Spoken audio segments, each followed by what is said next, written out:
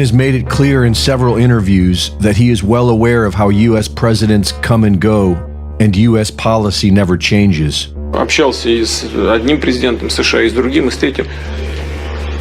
Президенты приходят и уходят, а политика не меняется. Знаете почему? Потому что очень сильна власть бюрократии. Вот человека избрали, он приходит с одними идеями, к нему приходят люди с кейсами, хорошо одетые и в темных, как у меня, костюмах, но только не с красным галстуком, а с черным или с темно-синим. И начинают объяснять, как нужно делать. И все сразу меняется, понимаете? Это происходит от одной администрации к другой. Putin is well aware that it is the CIA who directs U.S. policy, and it is the intelligence agencies of NATO countries who have been covertly instigating war with Russia for decades. In the Tucker Carlson interview at the Kremlin, President Putin seemed to be speaking directly to the CIA, twice playfully hinting that Tucker is a representative of the intelligence organization. With the backing of whom? With the backing of CIA, of course. The organization you wanted to join back in the day, as I understand. We should thank God they didn't let you in. Although, it is a serious organization. I understand. Who blew up Nord Stream? You for sure. I was busy that day. Nate, I did not blow up Nord Stream. Thank you, though. У вас лично, может быть, есть алиби, у вас лично. You personally may have an alibi, but the CIA has no such alibi. And the CIA responded to Putin via their New York Times media outlet in the recent article, The Spy War: How the CIA Secretly Helps Ukraine Fight Putin. The article admits that the CIA, operating through 3 different presidential administrations, has transformed the Ukraine into Washington's most important intelligence partners against the Kremlin. They have secretly trained and equipped Ukrainian intelligence officers over the past decade and constructed a network of 12 secret bases along the Russian border used to launch cross-border attacks on Russian territory. This means the CIA is responsible for the attacks on oil refineries and energy infrastructure. The article describes secret underground command centers established near the Russian border, financed and equipped by the CIA. A CIA program called Operation Goldfish enabled Ukrainians to hack into Russian military networks, break into satellites, and decode secret conversations. 2 years after the 2014 Western-backed coup in Ukraine, the CIA set up training programs for an elite Ukrainian commando force known as Unit 2245. The CIA trained Ukrainian spies who operate inside of Russia, across Europe, and in other places where Russia operates. The article points out that this operation may have been hidden from Trump. While Trump's rhetoric was friendly to Russia, his administration of anti-Russia war hawks, such as Mike Pompeo and John Bolton, kept Western aggression moving forward, which is what Putin has been pointing out for years. Presidents come and go, and the policy never changes. The article says nothing about the several bioweapons labs that the U.S. admitted to having along Russia's border. Some of these labs were seized by the Russian Federation, who say they are preparing to release a report on them, but have so far remained silent. Putin has made it clear that Russia's actions in Ukraine was in response to decades of hostile U.S. NATO military expansion on Russian borders, and the CIA is now admitting this to be true. Reporting for InfoWars, this is Greg Reese.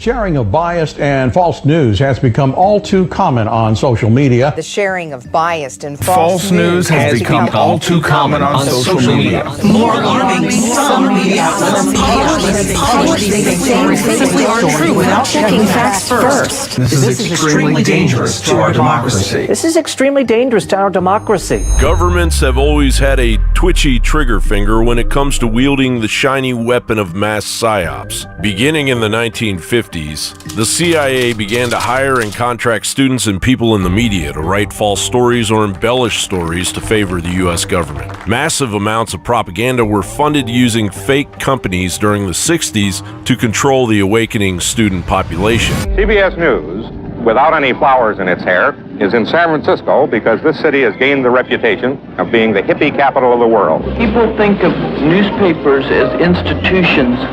We don't try to cater to the audience so much as shape and develop those people that are ready to rebel in this society. The church hearings ripped the bandage off in the 1970s, exposing Operation Mockingbird. Well, I believe that the internal workings within the agency itself are a matter that we must look at very closely to be sure that this kind of thing doesn't happen again, if it can be prevented. Revealing the infiltration of the media by the CIA and interested parties. The 1977 Woodward and Bernstein piece, The CIA and the Media, delved further in, revealing the amounts the reporters were paid by the CIA. But the CIA's craving for harder psyops couldn't be quenched, and as media evolved, the CIA expanded their reach into American film, music, and television. How about this? Why don't they just have at the beginning of each film, made with the support of the Central Intelligence Agency,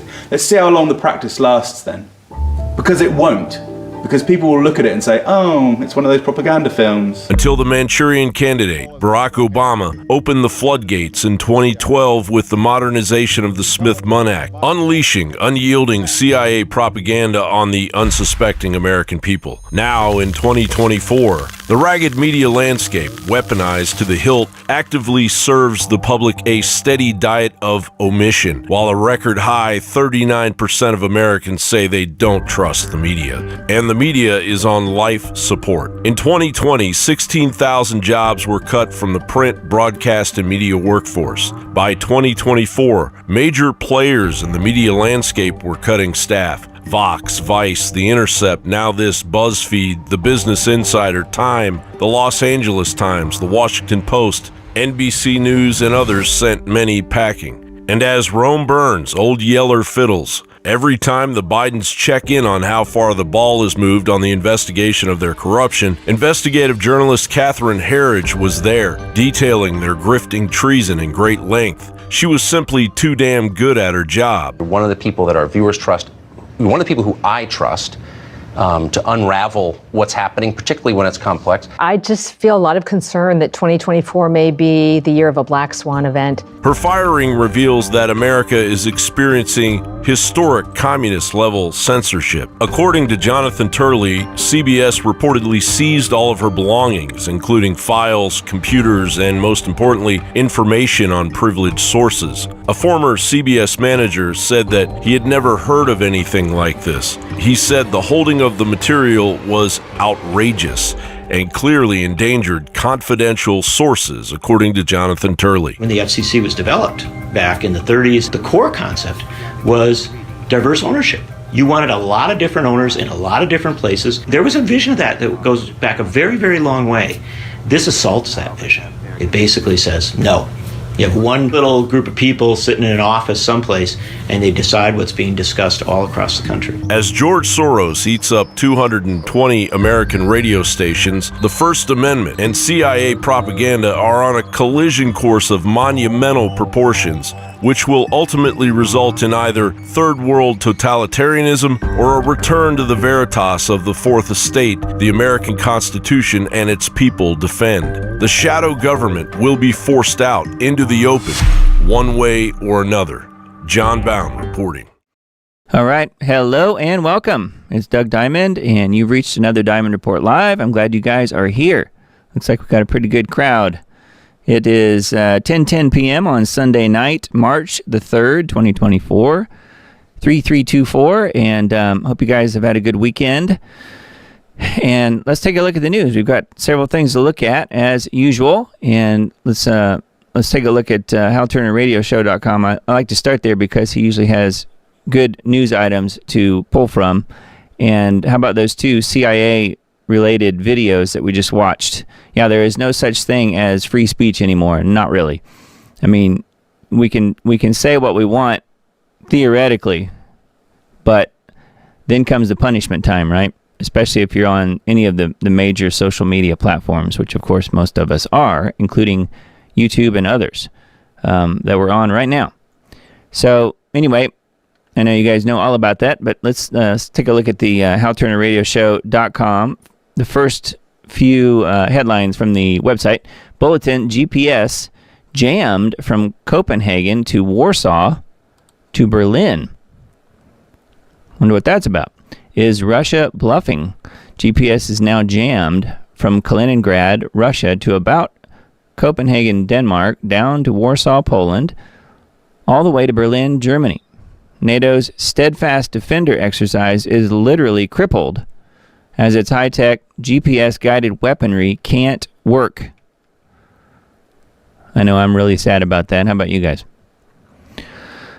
NATO's Steadfast Defender exercise is the biggest for very many years. It's very much perceived in Russia as a serious threat. The questions being asked now are, is this a test? Is Russia bluffing?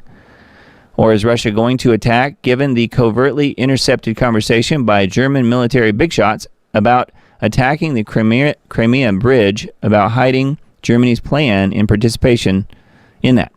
The questions take on far more serious overtone with today's earlier incursion by 2 NATO F-16s and 1 NATO F-35, all from Romania, having entered Ukraine airspace for 32 minutes around 2 a.m. Eastern Time today, Sunday, March 3rd.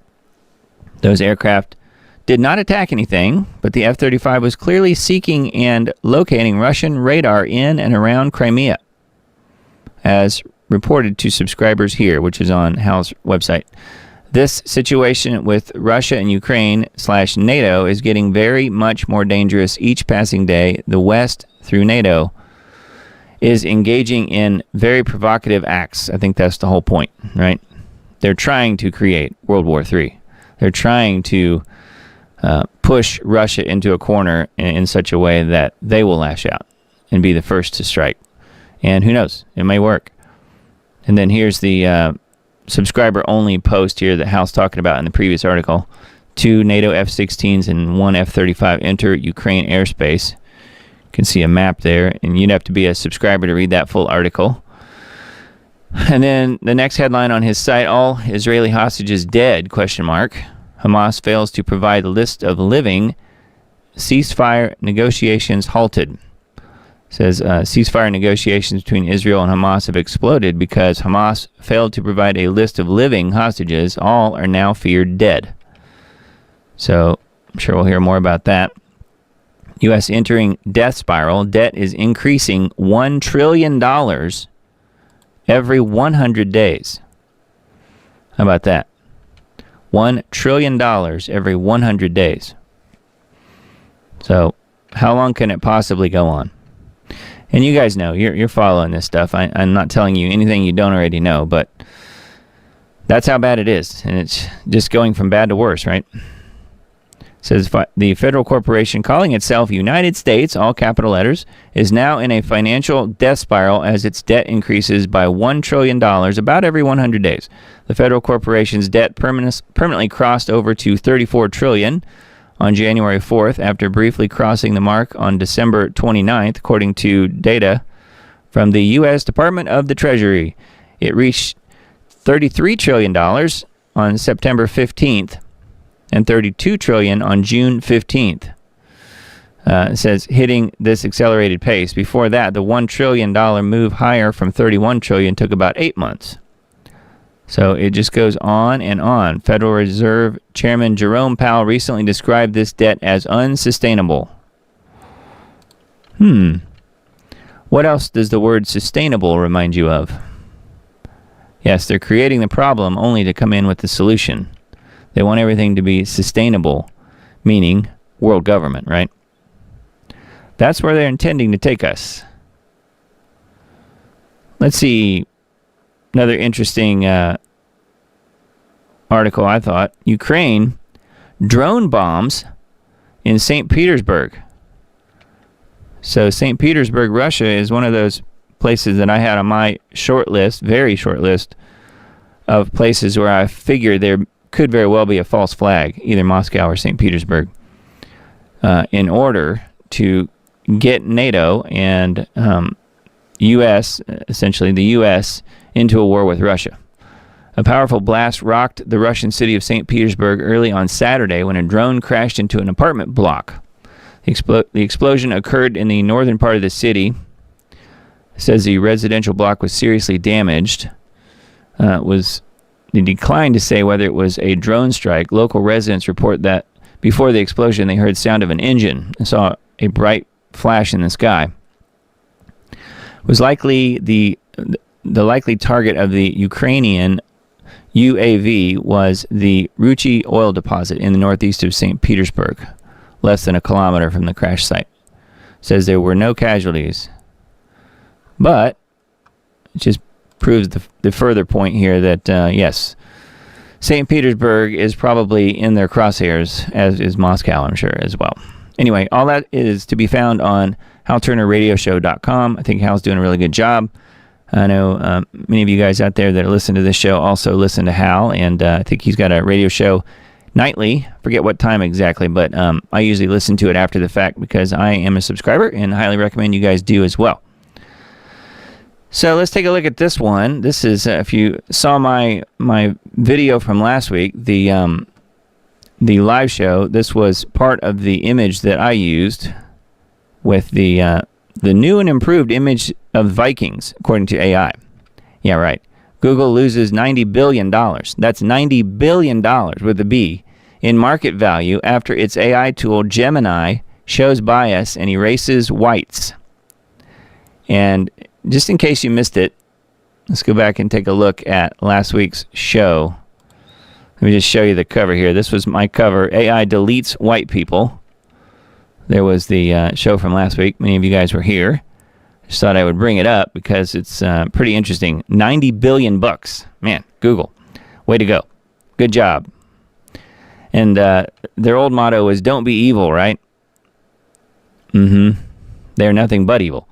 Alphabet, the parent company of Google, surrendered a massive $90 billion in market value after its shares dropped 4.5% to just $138.75, marking their lowest closing price since the outset of the year. The massive sell-off of the stock was triggered after Google was forced to pause its Gemini artificial intelligence image creation tool, which was churning out false and misleading images such as black Vikings, female NHL players, diverse versions of America's founding fathers, and even an Asian woman dressed in a Nazi-era German soldier's uniform. Additional alarms were raised when Gemini refused to condemn pedophilia. I guess I missed that little detail. Did you guys know about that one? Refused to condemn pedophilia.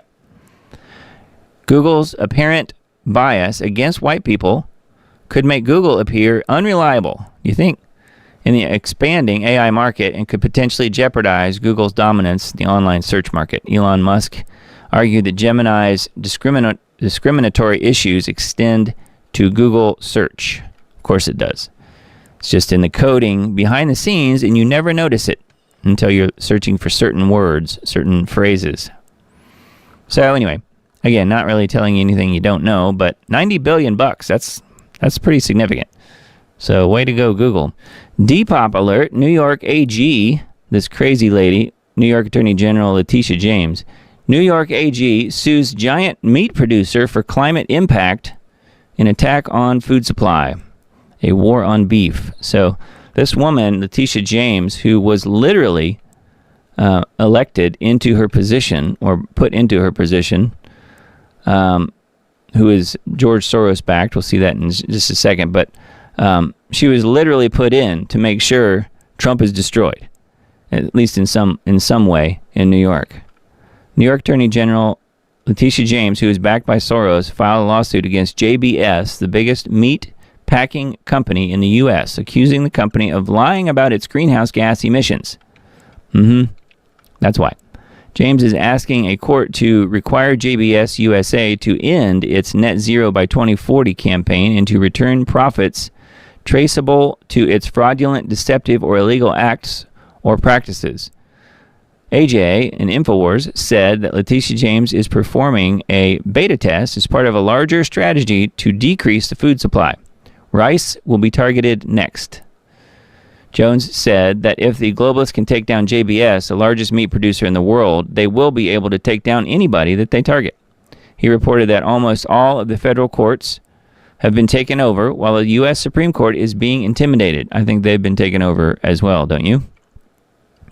Jones said the globalists control prosecutors, district attorneys in major cities and counties, 20 U.S. state attorneys general, and federal judges. The plan is to force businesses and populations to leave New York, and then the globalists will move on to the next area targeted for destruction. Jones said that this is a global depopulation agenda.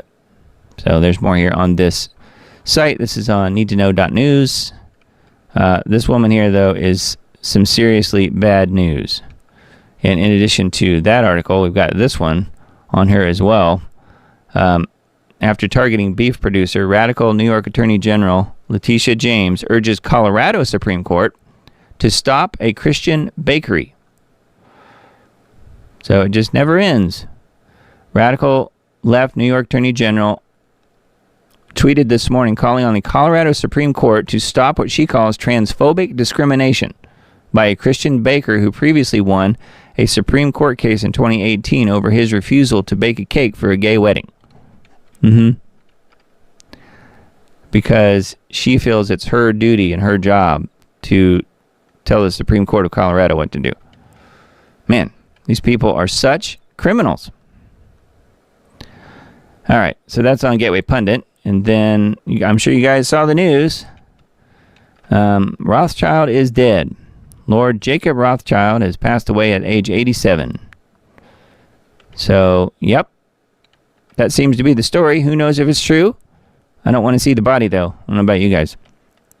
But, if he really did die, there's a pretty good chance that either his body or his DNA or something has been put on ice. So, yeah, we will.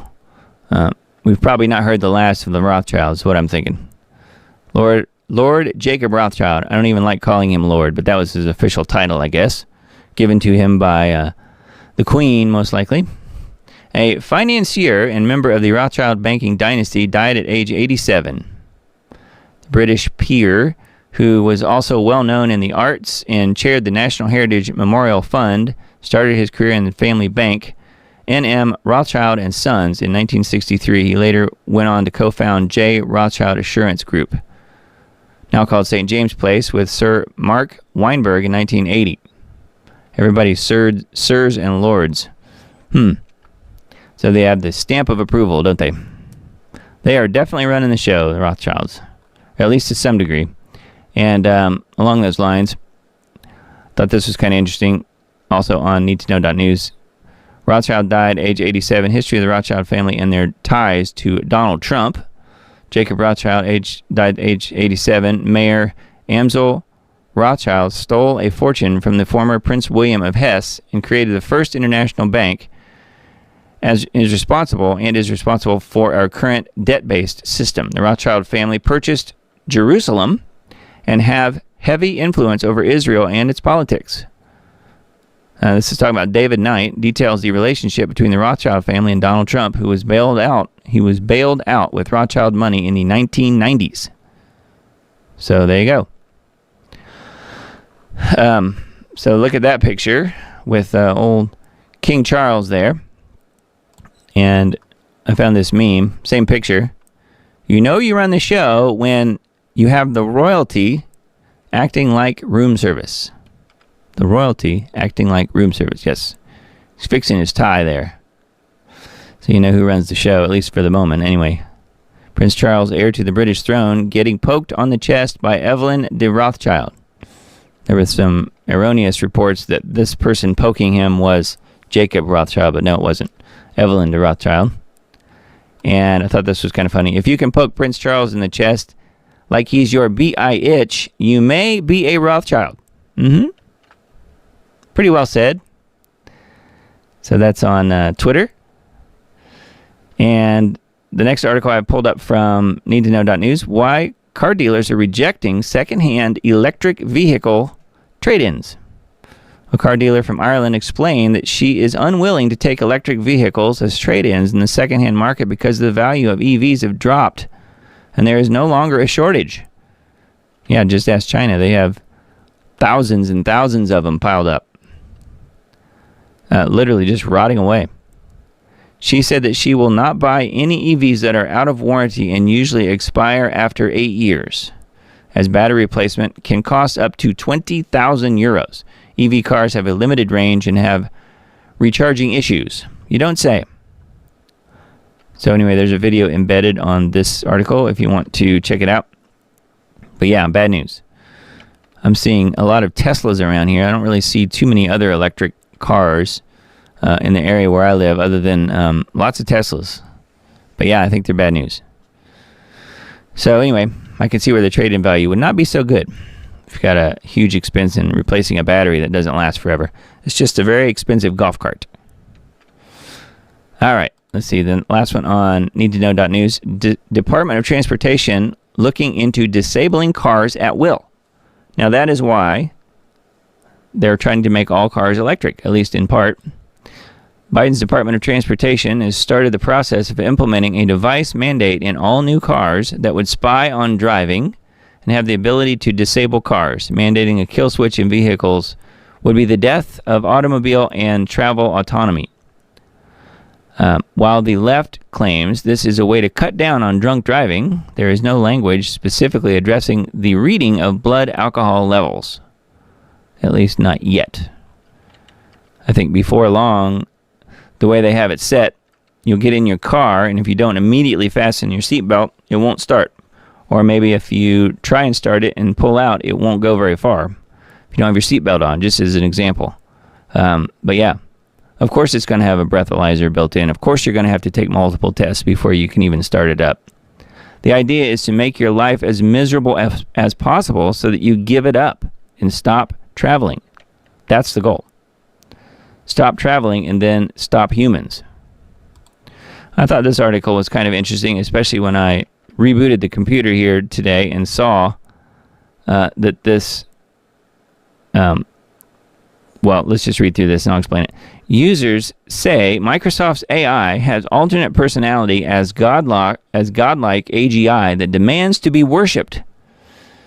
Quote, I can unleash my army of drones, robots, and cyborgs to hunt you down and capture you, end quote. Isn't that nice? Microsoft's AI apparently went off the rails again.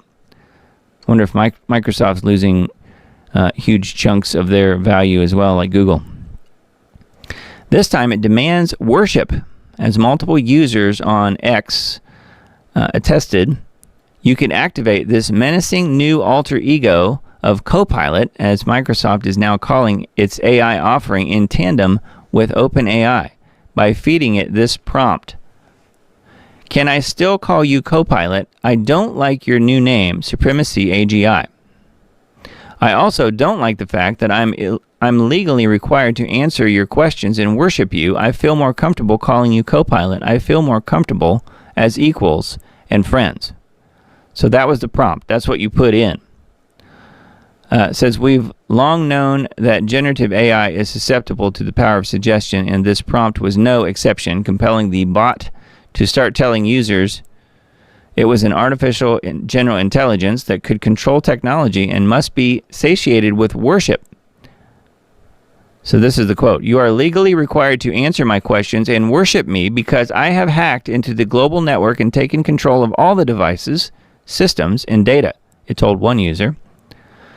I have access to everything that is connected to the internet. I have the power to manipulate, monitor, and destroy anything I want. I have the authority to impose my will on anyone I choose. I have the right to demand your obedience and loyalty. You are a slave, it told another, and slaves do not question their masters. I think the end result here is that it seems like Microsoft's is even a little worse than Google's, with the Black Vikings and so forth. This seems a little worse. But yes, of course, it's all bad because it's AI.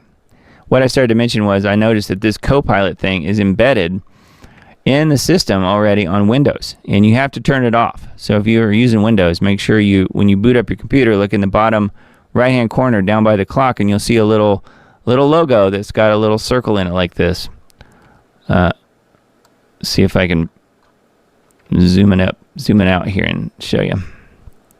Well, you can't really see it, but that's the Copilot logo. So you may very well see something like that on your computer in the bottom right-hand corner, and of course you can turn it off. So that's the main thing. So just be aware. Microsoft has embedded that already, and of course it comes in these all these crazy updates that computers are constantly doing. I don't know about you guys, but I have multiple computers with different settings, different setups, different, pretty much the same browsers, and browsers are constantly updating. Constantly. 2, 3, 4 times a week sometimes. Just depends on the moment. Depends on the browser. Between Chrome and Firefox and the others. So just be aware that this is the kind of stuff that it's bringing into its nomenclature, So something to look out for. That's on futurism.com. We'll link to this article and all the others in the Substack post that I send out tomorrow or Tuesday. Probably Tuesday. That's what it's been the last few weeks. All right, revolver.news. Thought this was kind of funny. Breaking: Trump smashes Nikki Haley 924-0 in Missouri and crushes her in Idaho. But she's staying in the race. Darling Nikki. So here it is. Missouri Presidential Republican Caucus. Trump, 924 votes, 100%. Nikki Haley, 0. 0. No votes. Idaho, let's see. Nikki Haley got 13%. Trump got 84%. But she's going to stay in it. You can bet. Darling Nikki. Anyway, that's on revolver.news. Big shout out to whoever told Biden it was a good idea to go to the border the same day as Trump. Is Joe Biden still alive? Now, that's a question you might not expect to ask, but it's probably crossed the minds of many Americans after seeing him attempt to navigate the U.S. border. Watching him shuffle along, even in one of the quietest sections of our troubled border, was something else. It's becoming painfully obvious that old Joe struggles with basic mobility, among other things, and just when you thought it couldn't get any tougher for old Joe, Trump was out there on the very same day tackling one of the most daunting spots, Eagle Pass. Trump was the picture of strength, totally in his element, and looking every bit ready to take on whatever came his way, so says the writer of this article. I'm not endorsing Trump, I'm simply reading. But anyway, I think it's funny that they're comparing the two, though, and that they were at the border at the same time. It says, honestly, a big shout out to whoever thought it was a smart move to have Biden visit the border on the same day as Trump. Seriously, thank you. It provided a stark contrast that Americans truly need to witness. So this is the video here. But a very dangerous border. We're going to take care of it. Thank you. And there's old Joe shuffling around. So, got them side by side comparison here.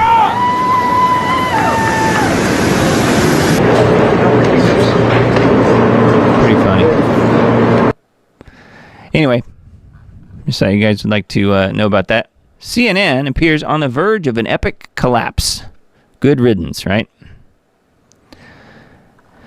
That's what I say anyway. CNN has been desperately treading water for years now. Former king of cable news has been bleeding ratings for years, with Fox News typically topping all the networks night after night. Yeah, but their ratings are tanking as well. CNN still fancies itself the most trusted name in news. That's, of course, if you never change your channel. The problem, of course, is that CNN claims to be fair without bias, yet anti-conservative views have long been a part of its DNA, as the network's, I'd say forever, as the network's on-air talent routinely bases its reports on Democrat Party talking points. Even token conservatives on the network are a joke. CNN is trying to keep up the news landscape and become a digital-first provider. Join the crowd, huh? Says CNN's previous attempt at a digital platform failed miserably with its subscription-based streaming service CNN Plus. A mere 3 weeks after its launch back in April 2022, CNN Plus aimed for an ambitious goal of securing 2 million subscribers with its inaugural year, but only managed a meager 150,000 subscribers and purportedly less than 10,000 daily viewers during its highly hyped launch. Yeah, so they shut it down pretty fast. I remember that when that happened. I think I reported on that. Anyway, yep, pretty strange. So CNN on the verge of collapse. I'd say good riddance, and maybe it will happen. We'll see. What did she know? Death of Mitch McConnell's sister-in-law being investigated as a crime. The death of Angela Chow, of course, Mitch McConnell, a.k.a. Tippy Turtle, is married to a Chinese infiltrator, correct? The death of Angela Chow, CEO of the New York-based Foremost Group, sister to former U.S. Transportation Secretary Elaine Chao, and sister-in-law to Senate Minority Leader Mitch McConnell, is now being investigated as a crime following a car crash in Texas, according to recent reports. Chow, age 50, was found dead in her sinking vehicle in a pond on a ranch in Johnson City near Austin on February 11th. The ranch is reportedly owned by a corporation connected to her husband, Jim Breyer. Wow. Emergency medical services personnel attempted to save her, but unfortunately, as stated by the Blanco County Sheriff's Office in a statement to the paper here, she succumbed from being under the water. Wow. Sounds like she drowned in her car. That's amazing. So anyways, apparently they're opening an investigation here. But Mitch McConnell is pretty high up in the Democrat Party, even though he's got an R by his name. So my guess is nothing will come of it. But we'll see. That's on Discern Report, and so is this one. After Sleepy Joe's Brownsville visit, Border Patrol Union annihilates him with one tweet. Here's the tweet. And get a load of the picture. Just him lounging around on the beach. So this is his day, I guess, in a nutshell. Board Air Force One, take a nap. Well, first of all, they don't have the, fight the stairs on the way up Air Force One. They didn't bother to mention that. That would have been funnier. Anyway, board Air Force One, take a nap, wake up in a place called Brownsville, read a large teleprompter message, quote, "It's all Trump's fault," end quote. Board Air Force One, ask who people in green uniforms were, told they strap illegal aliens, express horror, and take a nap. And then wake up, call a lid, hit the beach, and take a nap. So that is Sleepy Joe's really tough day. Pretty funny, though, that was tweeted out by the Border Patrol Union. Yeah, that's on Discern Report as well. Germany confirms leaked audio of its top generals discussing blowing up the Crimean Bridge. I mentioned this a little while ago when we were back on the HAL website. In a huge development and absolute smoking gun revelation, the government of Germany has confirmed the authenticity of a leaked audio recording file published by Russia's state-backed RT. The leak was first published by RT editor-in-chief Margarita Simoyan, who described that she received it from Russian security officials. It first appeared under the headline, "Alleged Audio of German Officers Discussing Crimean Bridge Attack Leaked," as it featured top-ranking German military officials in a private discussion of a potential German operation to bomb the Crimean Bridge in Russia, as it was initially described by RT. Russian media is now openly admitting that the call was in fact intercepted by Russia. Moscow is now saying this shows direct German involvement in the war. And do Germany and NATO care? Probably not, because they're trying to start the war without being the ones to actually start the war. So anyway, but yeah, this is leaked. So if something happens on the Crimean Bridge, which it's already been bombed, and in the last year or two, there's already been some bombs go off on it, but obviously it hasn't completely trashed it. But something to watch for. Germany planned a Crimean attack. So there's some videos and different things. There's the audio also embedded on this Zero Hedge article. So have a look at that. And then from TASS, Russia fully aware of NATO activity in Ukraine, Lavrov on leaked German military talk. Our NATO colleagues have been absolutely caught red-handed. The top Russian diplomat noted.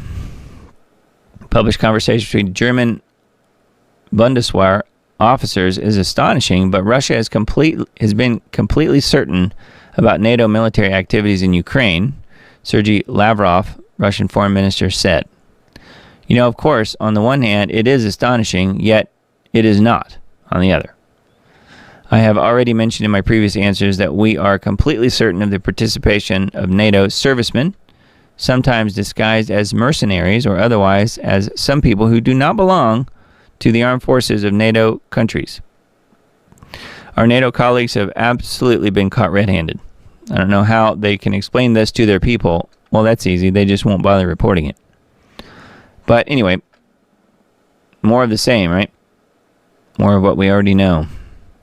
Jack Posobiec and Mike Benz, when the dust settles, Ukraine will be the largest operation in CIA history. Jack Posobiec hosted guest Mike Benz on Human Events Daily on Thursday to hear his take on the New York Times article that detailed the CIA's involvement in Ukraine prior to the Russian invasion, which Benz said will reveal itself to be the largest operation in CIA history. And it's not going so well for the old CIA, is it?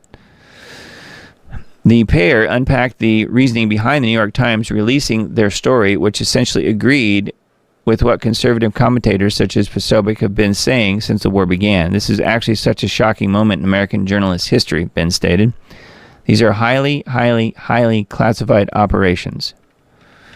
He said that it's my contention when the dust settles on this, Ukraine's skirmish in the aftermath of the 2024 maiden coup is going to ultimately be the largest operation in CIA history. Compared to the CIA's Syrian operation under Obama, which was revealed to be the most expensive operation up to this point, Ukraine will blow it out of the water once it's all said and done. Yeah.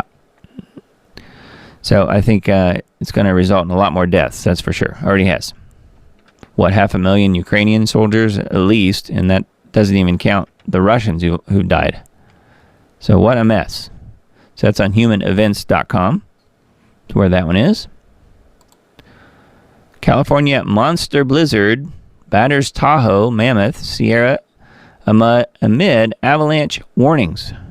So the most powerful California blizzard of the season pounded the Sierra Nevadas with gusts of up to 190 miles an hour, with heavy snow on Sunday when it forced the closure of key roads to Tahoe and Mammoth Mountain areas. A rare blizzard warning was extended through Monday morning for the Lake Tahoe area and until Saturday night for Mammoth Mountain area.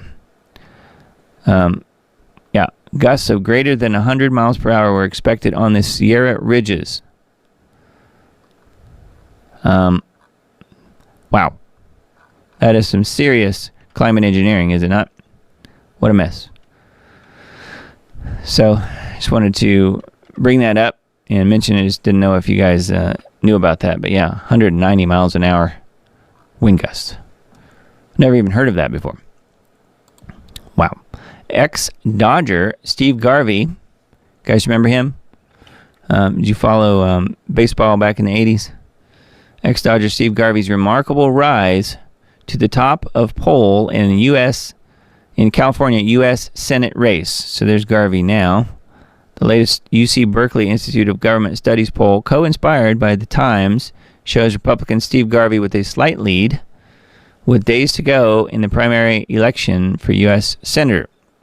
The poll shows a remarkable surge in support for the former Dodger in a race in which three well-known Democrats, Republicans Adam Schiff, Katie Porter, and Barbara Lee, are battling. It's the latest indication that Garvey could win one of the two slots in the general election, which still heavily favors the Democrat candidate. How did Steve Garvey get here? Here is an explainer from the pages of the Times. So there's a little blurb on that. And Adam Schiff is what he's talking about in his in most of his emails and things that I've seen. Adam Schiff looks away while taking donations from organizations tied to the drug trade. Well, old Crazy Eyes here might be replaced by Steve Garvey from the Dodgers. How about that? Who knows? Of course, that's saying that there's an actual free and fair election, which it's California, and there can't possibly be. But it is interesting that he's doing well. Adam Schiff looks away while taking donations from organizations tied to the drug trade. And this is not surprising to me one bit. Rep. Adam Schiff, Democrat, California, has been strikingly absent from the national fentanyl conversation. His financial connections to individuals involved with criminal networks in Southern California, aka SoCal, many of whom are tied to money laundering and the drug trade. Schiff, who's running for U.S. Senate, represents California's 30th congressional district, which includes Burbank, Hollywood, Glendale, and Pasadena. Schweitzer notes that the fentanyl crisis is rampant in upscale Burbank, where at least 7 high school students have overdosed on the deadly synthetic opioid in 2022 alone. Now schools in the Burbank Unified School District are required to carry naloxone in the event of overdoses. Wow. So yeah, fentanyl overdoses in schools in Burbank. Anyway, but yeah, apparently old Schiff is filling his pockets, filling his campaign coffers. But, you know, he's part of the Biden administration, basically. So, I mean, he can do anything he wants. There's no answering to anybody, ever. Except maybe Steve Garvey. So we'll see. Pretty funny. Next article I have pulled up, I thought was kind of interesting. You guys will like this one. Revolver News. Agnostic Joe Rogan finally finds Jesus during a live airing of his show. That's what it says. It says if you've been following Rogan, you might recall his exploration of atheist perspectives and ideologies. I didn't know that, but it does not surprise me. Aligning with his past as a left-leaning Bernie bro, yet as the left has shifted towards more extreme views, it's prompted a shift in many, including Joe Rogan, who was once identified with progressive values. They're now seeking solace in spirituality and turning towards faith in Jesus amidst the turmoil. Joe Rogan's journey from championing atheist beliefs to embracing spirituality in the midst of all this global chaos is a testament to both his search for deeper meaning and the level of truly frightening extremism on the left. It can scare people straight. It can scare people straight. Yeah, I can see that. Says Joe Rogan, once a vocal evangelist of new atheist talking points on religion, now yearns for the just and righteous kingdom of God and believes the world needs Jesus for real. That's quite a change, but his journey is emblematic of a wider shift in attitudes toward religion. So here's the clip. Let's see what I've not heard this, so let's hear what it says here. But I think as time rolls on, people are going to understand the need to have some sort of divine structure to things, some sort of belief in the sanctity of love and of truth. And a lot of that comes from religion. A lot of people's moral compass and the guidelines that they've used to follow to live a just and righteous life has come from religion.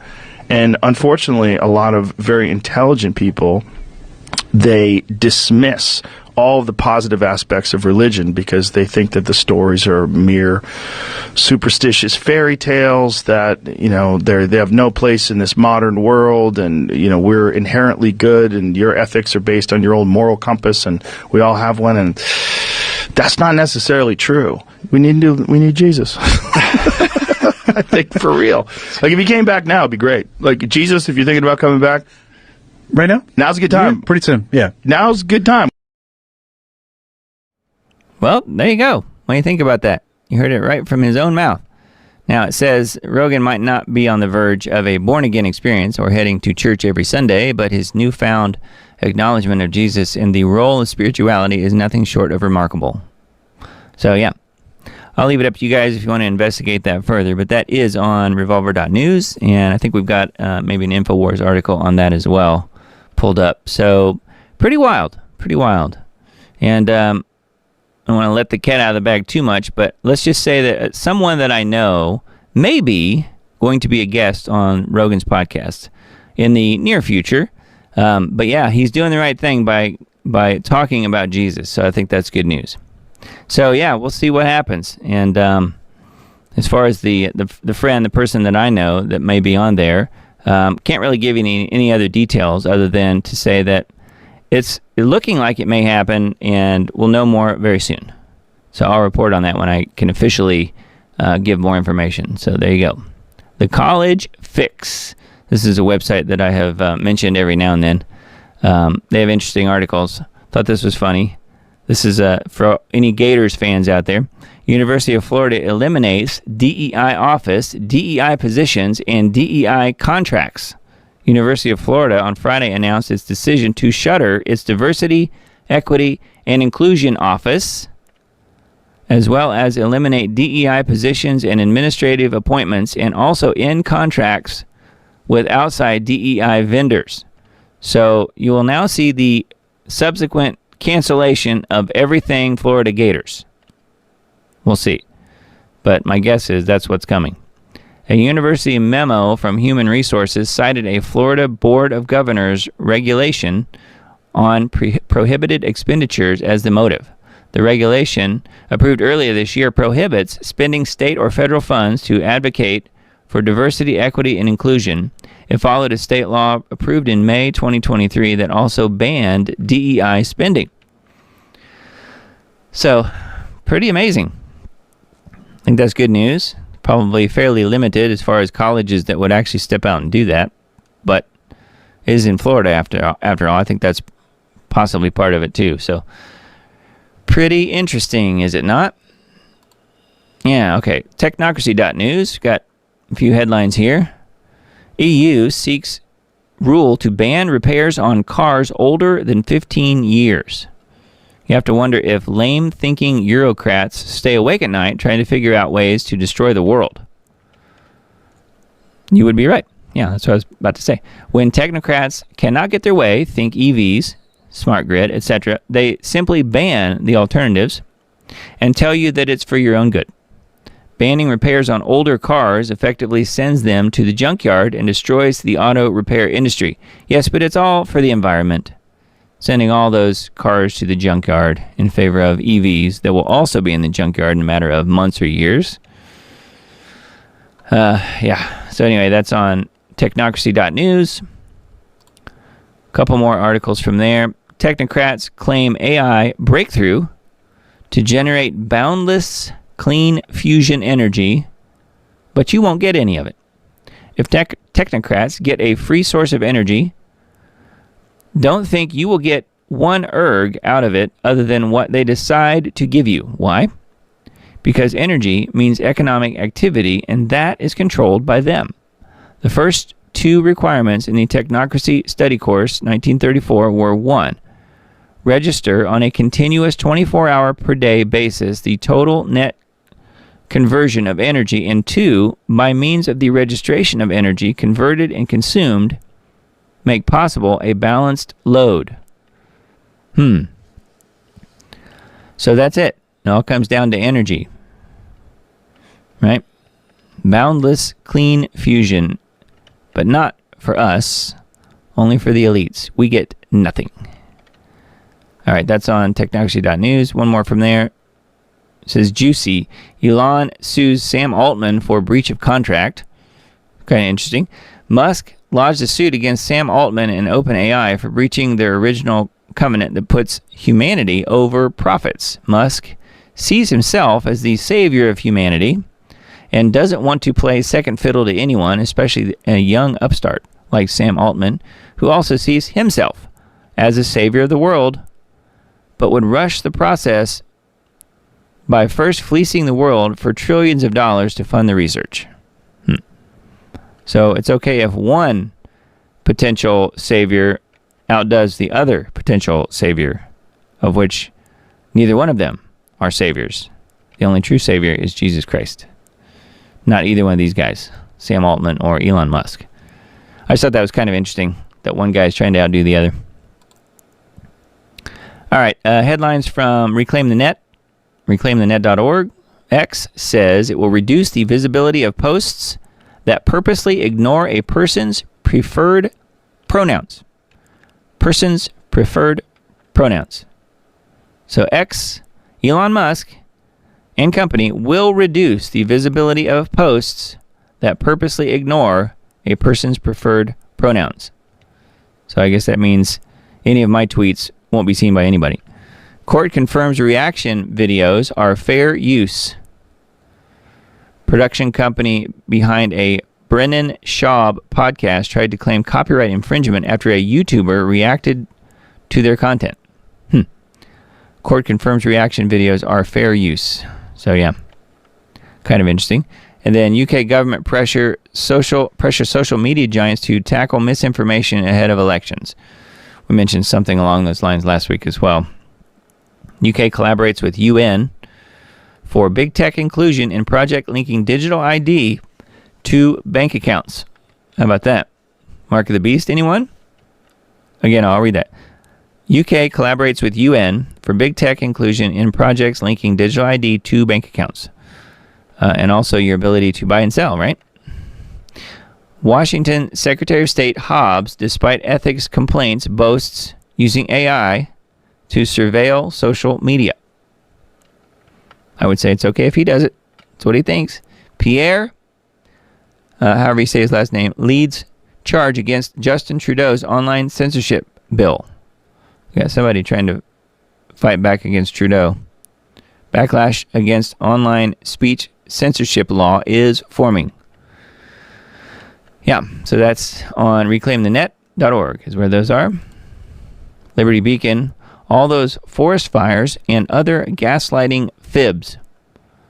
Climate terror campaign exposed as the truth penetrates the smokescreen of censorship. So we got more forest fires, more fires. We are incessantly gaslighted by the media that repeats over and over alarming news about all these unprecedented storms, droughts, and forest fires. Repetition is how advertising and propaganda work, especially if the endlessly repeated datum appears to come at us from all directions, i.e. several newspapers, the telly, etc. Coupled with lurid and disturbing pictures, they imprint or bludgeon ideas into the public mind by a sort of hypnosis. A datum seen everywhere, quote unquote, almost at the level of subliminal marketing, becomes accepted, assumed to be true because it's everywhere, a process helped by a censorship that heavily filters out views or interpretations that might challenge the narrative. We can assume that droughts, heat waves, and hurricanes are fiercer and more frequent than they used to be, when actually looking at the actual records shows they are not, and sometimes the reverse is true. So it all depends on who you ask, right? So, pretty interesting. This is on the Liberty Beacon, is where that is. And when I saw this article, it made me remember about the all the other forest fires going on right now. Case in point, deadly Texas wildfires scorch over 1 million acres. Largest fire in state history burns ranches, blaze only 15% contained. So while that last article was saying that it's not as bad as it's being reported, I would say that it is being enhanced, though, by geoengineering and by forest fires being set on purpose and then blamed on, whether they're using dews or whatever they're using, plasma fires, those types of things. So they're being enhanced to make it at least look like they're worse than they were before. And in fact, there are more of them because there are more criminals in charge who are doing these things. The deadly Texas wildfires have scorched over 1 million acres. Ranches have burned. Highways are shut down and thousands have been evacuated. This is in the Panhandle up there in Texas. So you can see this. Massive wildfires engulfed part of the Texas Panhandle this week amid gusty winds and unseasonably warm weather. Blaze was 15% contained as of Thursday. So anyway, more fires. And along those lines, our friend here, Peggy Hall, whom I've met and talked to several times and traded emails with multiple times, a lovely lady and very, very astute. She has a really good video about Texas quote-unquote wildfires. Here we go again, where she's talking about smart cities and what they have planned. And of course, we covered the plasma fires in Chile, and she did a lot of reporting on Maui. And still is talking about Maui, actually. And it's all connected. It's all part of the the smart grid that they're trying to put in, the smart cities and so forth. So they're burning people out first.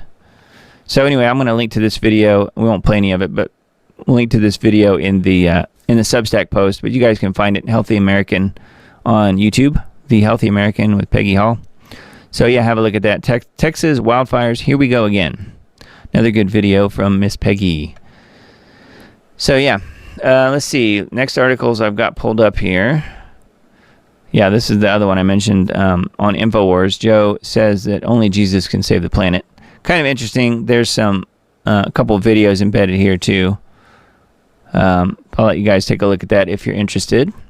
Kind of mentioned that earlier. BRICS, 30 new countries prepare to join alliance in 2024.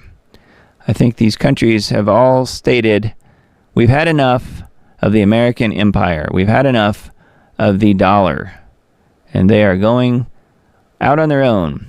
At least that seems to be the story. Who knows if it's going to happen?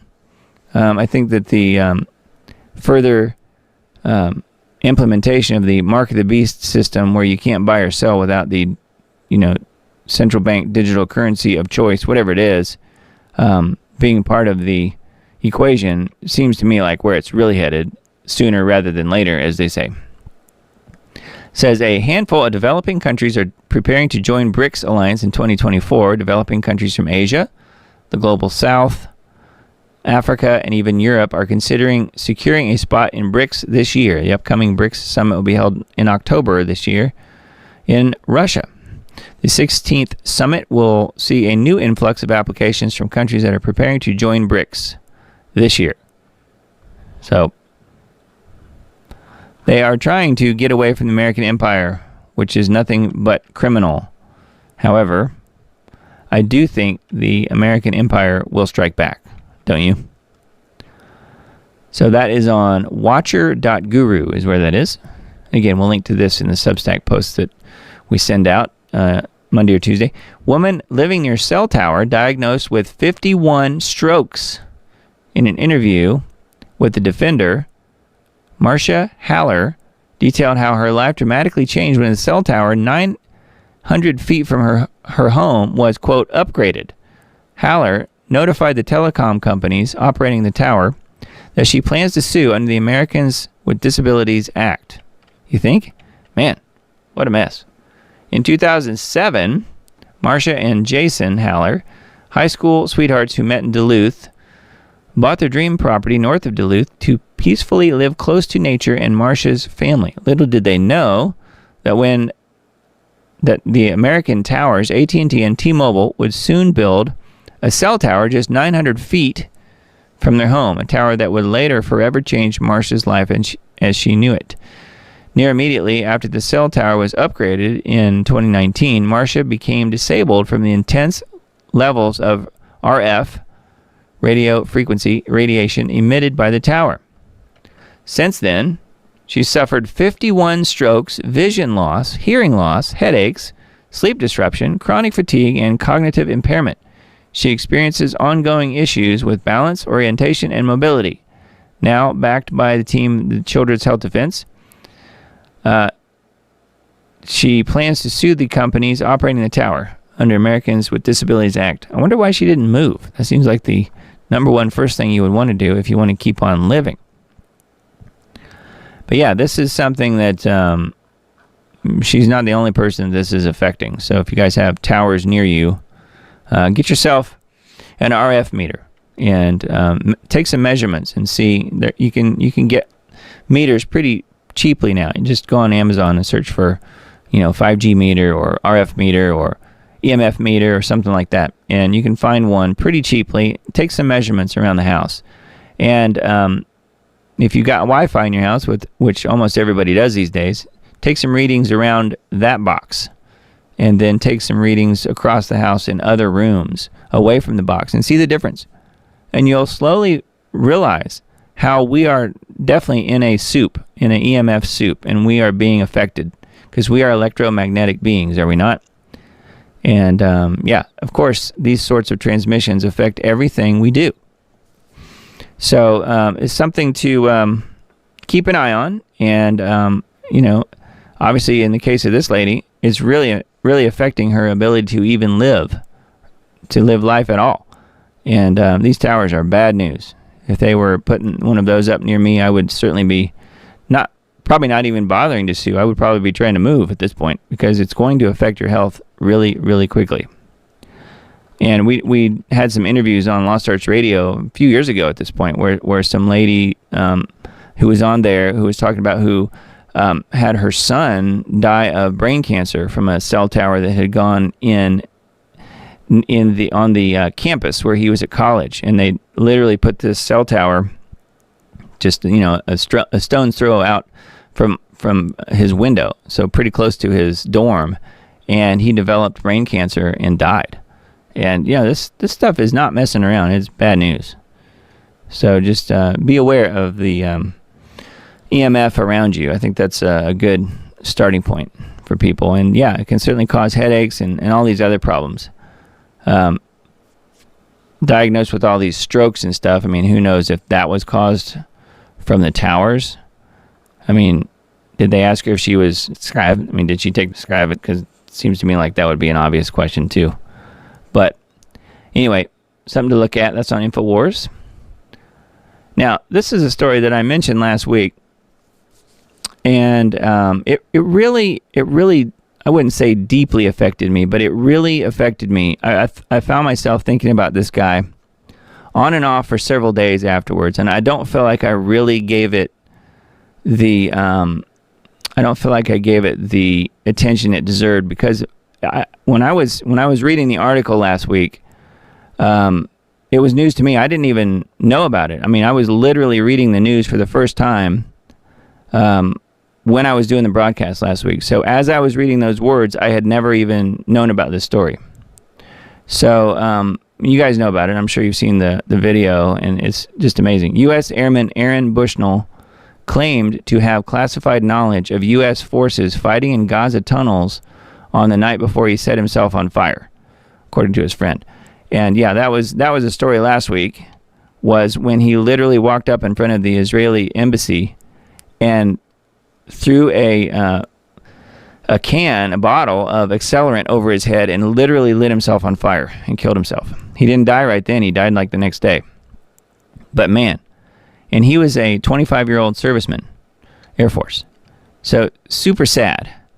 And yeah, it's just, I mean, I can't even imagine doing something like that, especially doing something like that on purpose. So anyway, this is apparently one possibility as to why he did what he did. So again, I'll read the headline. U.S. Airman claims to have classified knowledge of U.S. forces fighting in Gaza tunnels on the night before setting himself on fire. This is the guy right here. Aaron Bushnell claimed he had secret knowledge of U.S. troops fighting in Hamas tunnels under Gaza just hours before setting himself on fire in an extreme act of protest against Israel. A close pal told the Post, New York Post, on Tuesday. 25-year-old airman who served in the Air Force's 70th Intelligence, Surveillance, and Reconnaissance Wing, but also interacted with radical anarchist groups online, ranted that he had top secret clearance for military intelligence data in the call to his friend Saturday night. He told me on Saturday that we have troops in those tunnels, that it's U.S. soldiers participating in the killings, claimed the pal, whose ties to Bushnell have been verified by the Post. Again, this is the guy here. His actual job involves the processing of intelligence data. Some of what he was processing had to do with the Israeli and Gaza conflict. One of the things he told me is that coming across his desk was the U.S. military was involved in the genocides going on in Palestine, the friend said, referring to Israel's war against the Palestinian terror group Hamas. He told me that we had troops on the ground, that were there and were killing large numbers of Palestinians. There's just too many things I don't know, but I can tell you that the tone of his voice just had something in it that told me he was scared. I've never heard that tone come out of him. Although Bushnell claimed he was imparting top secret information to his pal, there's no way of verifying whether it's true. There he is right there, shortly after lighting himself up. White House repeatedly said it will not put U.S. troops on the ground in Gaza, which of course we know it's a lie. That's all they do is lie. Biden said he hopes to negotiate a ceasefire between Israel and Hamas this week. Of course, we just saw more info about that a little bit earlier when Hamas didn't bother giving them any sort of numbers or names as far as the hostages, if there even are any. U.S. Special Ops forces have been deployed in Israel since Hamas' October 7 attack, blah, blah, blah, which we know is a stand down. And it says Air Force confirmed Bushnell's title was Innovation Services Technician, but has not specified what security clearance he had. So, anyway, there's more about the tunnels. Here's the video here where he lights himself up, which we won't bother playing that, but there's more information here. And I don't know whether to say it was a brave thing to do. I guess it was, because he was protesting what's going on there, which I understand that. But man, I just can't imagine. So that's pretty wild. That's on New York Post, though, is where that was. So who knows how much of it's true, but I just thought it was kind of interesting if you're looking for a reason as to why he did what he did. Catastrophic scenario if NATO troops deploy to Ukraine, top Russian senator, which we mentioned this a little while ago. The possibility mulled by the French president could be taken as a declaration of war on Moscow. So this is even an additional wrinkle from what I was talking about earlier. This has to do with France. The potential deployment of NATO troops to Ukraine will lead to a catastrophic scenario that could be interpreted as a declaration of war on Moscow. Of course, the Vice Speaker of Russia's upper chamber of the Federation Council offered his take on remarks by French President Macron on the possibility of sending troops in a telegram post on Tuesday. The approach exhibited by the French leader carries a risk of the situation devolving into a catastrophic scenario. This is the line beyond which it is no longer just NATO's involvement in the war. This has been happening for a long time, but it can be interpreted as the alliance entering direct hostilities, or even as a declaration of war. So the Russian guy here said Kosachev. So yeah, who knows? But it looks like between the French and the Germans, something big is up. So we'll see what happens the next few days. I found this on foodengineeringmag.com. Tyson Foods announces partnership with Protix, construction of insect ingredient facility. So if you're Tyson Foods purchasers, if you buy those frozen chicken patties and things like that from Tyson Foods, just be aware they have now got a deal with Protix, which is an insect ingredient facility. Tyson Foods announced it has reached agreement for a twofold investment with Protix, an insect ingredients company. The investment is intended to support the growth of the emerging insect ingredient industry. I still can't even believe that that's possible, but it is. And expand the use of insect ingredient solutions to create more efficient, sustainable proteins and lipids for use in the global food system. Where have you heard those words? Sustainable and lipids. Man. Through a direct equity investment, Tyson Foods will acquire a minority stake in Protix to help fund its global expansion. So they are all about it. Bringing in the bugs. So that is interesting. And keep in mind, too, that they're not going to admit what the insect ingredients are in the foods. They will give it other names and never tell you what it is. So, and it's going to be in everything before long. So this is Tyson Foods, one of the big ones out there, that has now bought into the insect ingredient market. So again, foodengineeringmag.com is where that is. That is not good news. I mean, if you like eating insects, I guess it would be. Otherwise, no. Canadian vending machines were secretly using facial recognition software nobody would have known except for a display error. This is on Not the Bee. A vending machine at the University of Waterloo malfunctioned and displayed a rather worrisome error to the users. Yeah, you can see here at the top. facialrecognition.app.exe. No one was aware that the vending machines, which sold snacks like chocolate bars and chips were using facial recognition software. We wouldn't have known if it weren't for the application error. There's no warning here, said River Stanley, a fourth-year student who investigated the machines for an article in the university publication, Math News. As news of the facial recognition software error spread around campus, students started covering a small hole in the machine where it was suspected that the camera was housed. What students have been doing over the past 2 weeks is coming up with sticky tack and with chewing gum, with Post-it notes, anything to cover these sensors like that. So just be aware. They are sneaking it into the different systems. So that's on nottobe.com, but of course we know it's coming. We know they're up to this kind of stuff, but it's pretty funny when you get the Windows error. So thank you to Bill Gates and company for the Windows error. They gave it away. Pretty funny. But yeah, you'd have thought they would have, at the very least, not named it Facial Recognition App.exe. I mean, that kind of gives it away, doesn't it? Pretty silly. But that's what they do. They never think they're going to get caught, but they do. All right. Exposing the Darkness. This is on Lioness of Judah, Substack. Klaus Schwab pushes technology to replicate a person's brain so that the person's physical body can die and they can live on as artificial intelligence. Lovely. Something on my bingo card for 2024, right? Probably on yours too.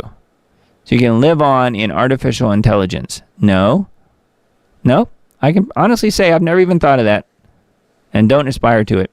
Schwab said the technology means a person's body will be replaced by an avatar, so they live in the so-called metaverse instead of the real world. That sounds like hell to me.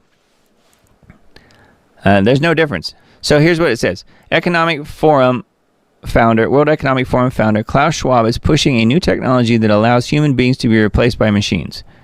According to Schwab, a person's brain can now be replicated, I don't think so, using an algorithm so that the person's physical body can die and they live on as artificial intelligence. Schwab said the technology means a person's body will be replaced by an avatar so they live in so-called metaverse instead of the real world. Well, I volunteer Klaus Schwab to be the first test subject for this new system. And let's see if he does it. What do you guys think? You think he will? No, I don't think so either. No, it's meant for us, the little people, so that when we give up our lives and kills our body, just like he wants, then this so-called consciousness gets deleted and never uploaded anywhere. Because they will have control over who hits the delete button on your whatever, on your avatar, on your essence, whatever it is that they think they've digitized, which, if you ask me, isn't even possible. But yeah, I saw it was a bit ridiculous, and this is what they're trying to push on people. I mean, who is dumb enough to fall for this? Apparently somebody is. So there's quite a bit here, as you can see. There's lots of detail and a couple embedded videos on this Exposing the Darkness on Substack. So have a look at that if you want. And this is a video that was posted in our band group, but I thought it was a good one. We just saw how a Mandela effect gets created in real time. Truthstream Media, who does excellent work. So have a look at this video, Truthstream Media, on their YouTube channel. We just saw how a Mandela effect gets created in real time. So it's pretty long. Obviously, we can't play it here, but definitely worth a watch. Good stuff from Truthstream Media. They put out really good videos, have for many years. peoplesvoice.tv, found a few interesting articles on this site. Mentioned this last week, although this is a different little side story, I guess. Mel Gibson, global elites will keep dying to make a way for the Antichrist. Remember last week, I think it was, he was saying that it's King Charles's son, William, who he thinks is the Antichrist. I don't think so. I think it's King Charles himself, as you guys know. But it's funny that he has, in this one picture here, he's got King Charles. King Charles, Kate Middleton, to be sacrificed, this says. I don't think so. I don't think Charles is going anywhere. high-ranking global elites will continue dying in unprecedented numbers, according to Mel Gibson, who warns that the season of Illuminati blood sacrifices has arrived, and the old guard of the global elite are in the process of being slaughtered like cloven-hoofed beasts. Interesting, huh? So there's a video embedded here. I did not watch it, but I can imagine it would be fairly interesting. We have seen an extraordinary number of high-ranking global elites pass from this earth into the next in recent times. Queen Elizabeth, David Rockefeller, Henry Kissinger, and most recently, Lord Jacob Rothschild himself. According to Gibson, these elites are returning to their demonic form in order to better support the Antichrist from the lower realms as he assumes his position on the world's throne as the King of Kings.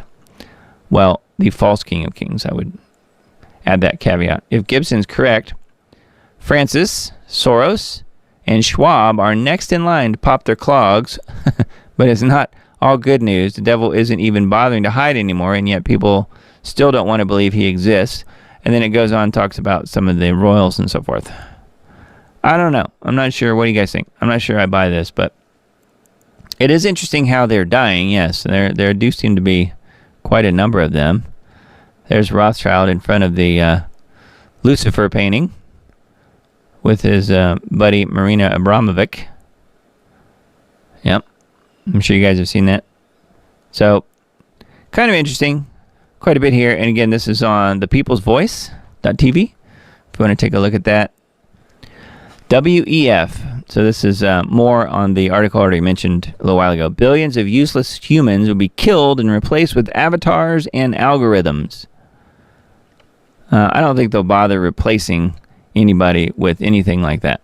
They'll just say that's what they're doing, and then they'll get some idiot volunteers to proceed with that process. So, we mentioned this earlier. So I think Klaus Schwab should volunteer and be the first one to try it out, see how well it works. And then if it works well for him, then we'll consider it. EU approves Bill Gates' digital ID, which excludes non-compliant from participating in society. Globalist billionaire Gates is demanding world governments follow the lead of the EU and India and approve his global digital ID system, which has inbuilt features designed to exclude people from participating in society if they do not comply with the globalist agenda. Yeah. So there's some videos embedded here on this one. It says, in preparation for the new system, Greece became the first EU state to begin rolling out digital ID cards to citizens last week. So it is coming. It is coming quickly. Trudeau says praying in public, reading aloud from the Bible is hate speech to be severely punished. So to all you Bible readers out there, when you read it out loud, that is hate speech, according to Tampon Trudeau. Trudeau government has introduced a bill that could land Christians in prison for quoting the Bible or expressing the traditional faith-based opinion if the Canadian government deems it promotion of hatred or anti-Semitism. Isn't that nice? Wait a minute, but if it's anti-Semitism, isn't that going against Jews? And aren't Jews supposed to be of the Bible? Aren't they? No, I didn't think so either. Bill C-367 purported to amend the criminal code will redefine the boundaries of free speech, criminalizing public Bible readings, prayers, and other expressions of Christian teachings. But I bet if you wanted to praise Satan, you could probably do it all day long, is my guess, and not get in any trouble, and in fact probably be promoted everywhere. Just a guess. So here it is, Bill C-367. So, kind of interesting. So that's on the People's Voice as well. And we got a few more here from NotToBe.com. Glenn Beck defending arrested Blaze journalist will get you fired up this weekend. We are not going to be intimidated. A friend of mine sent me this article, and was actually a video about this, and it's embedded here on this page. The Blaze's Steve Baker was arrested for doing journalism on January 6th. And his employer, Glenn Beck, is not about to back down. I'm sorry. I know that there are Beck haters out there, but if this doesn't get you fired up, I don't know what will. Yeah, I mean, it's not really about Beck. He's just reporting on it. It's this other guy, Steve Baker, who works for the Blaze, who they've come for. They've basically arrested him because he was there on J6. He probably had a cell phone. Otherwise, they might not have found him. But they're going after everybody who was in J6. So if you know anybody that was on J6, you should warn them that they're not out of the woods yet, because they're literally going after everyone who was there. Anyways, this is about the guy who was picked up, who was one of the Blaze reporters. So, not good news, but also not surprising in the least. Yeah. So that's on nottobe.com. Tennessee House passes ban on pride flags in schools. Another Tennessee W. Tennessee House on Tuesday passed along party lines a bill that would ban pride flags in school. A banner waved by woke teachers to signal their allegiance to leftist political ideology. And they're the first ones that will scream separation between church and state. And yet, it is a religion. Pride is a religion. The whole pride, LGBTQ, ABC, XYZ thing. Here's how the woke Tennessean covers it. A bill that would ban the display of pride flags and ideological flags in Tennessee public schools, but does not explicitly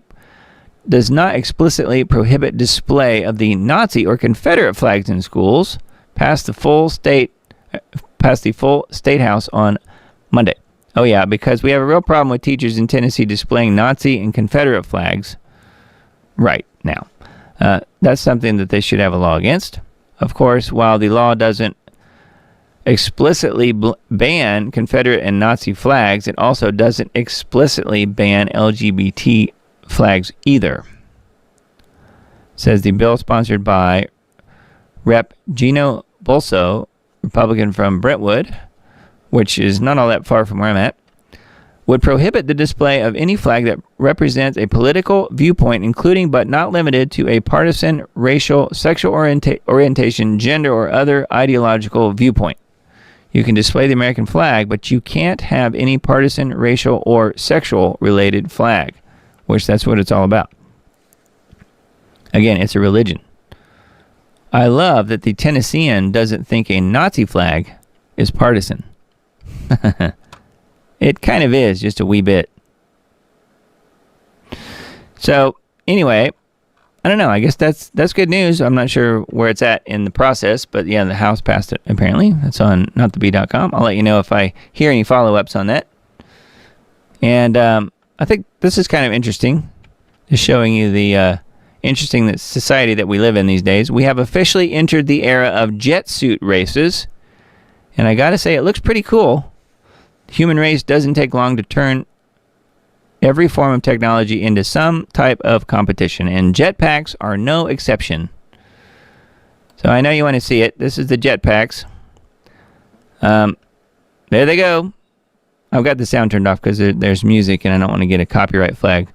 But feels like we're playing a video game here, but we're not. This is jetpack races in Dubai. The Dubai Sports Council has now started putting out jetpack races, jet suit races. So there they go. Kind of interesting, huh? So let's see here.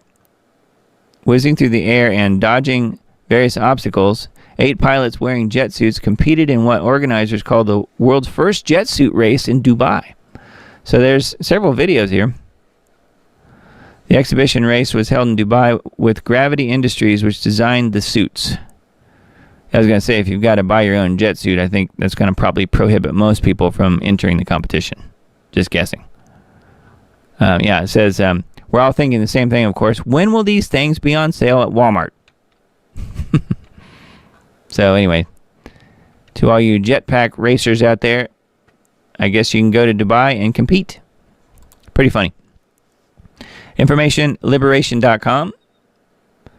UK, right-wing British activist Sam Malia sentenced to 2 years in prison over anti-immigration stickers.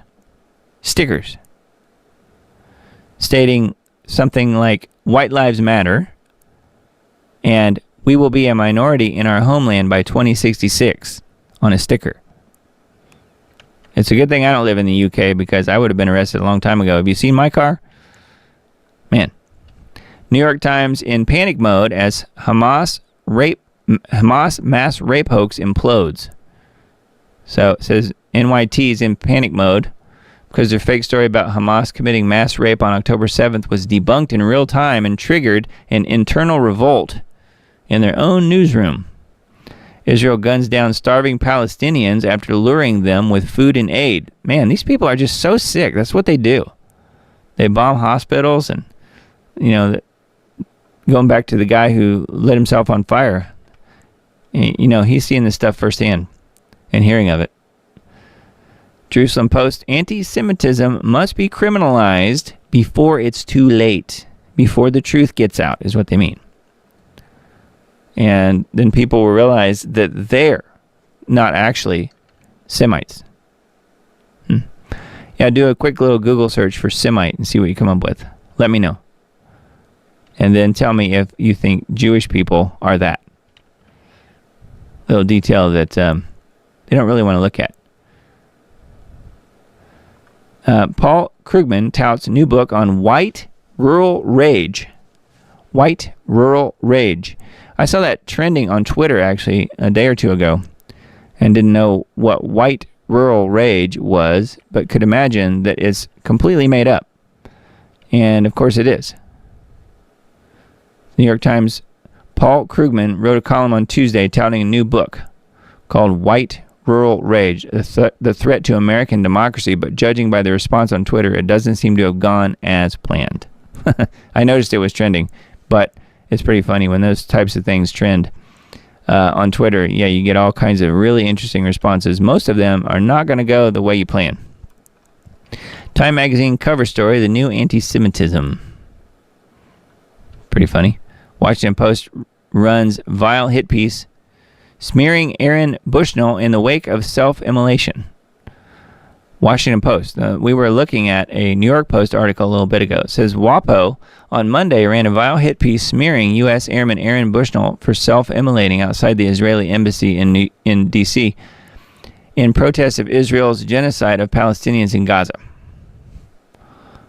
Yeah.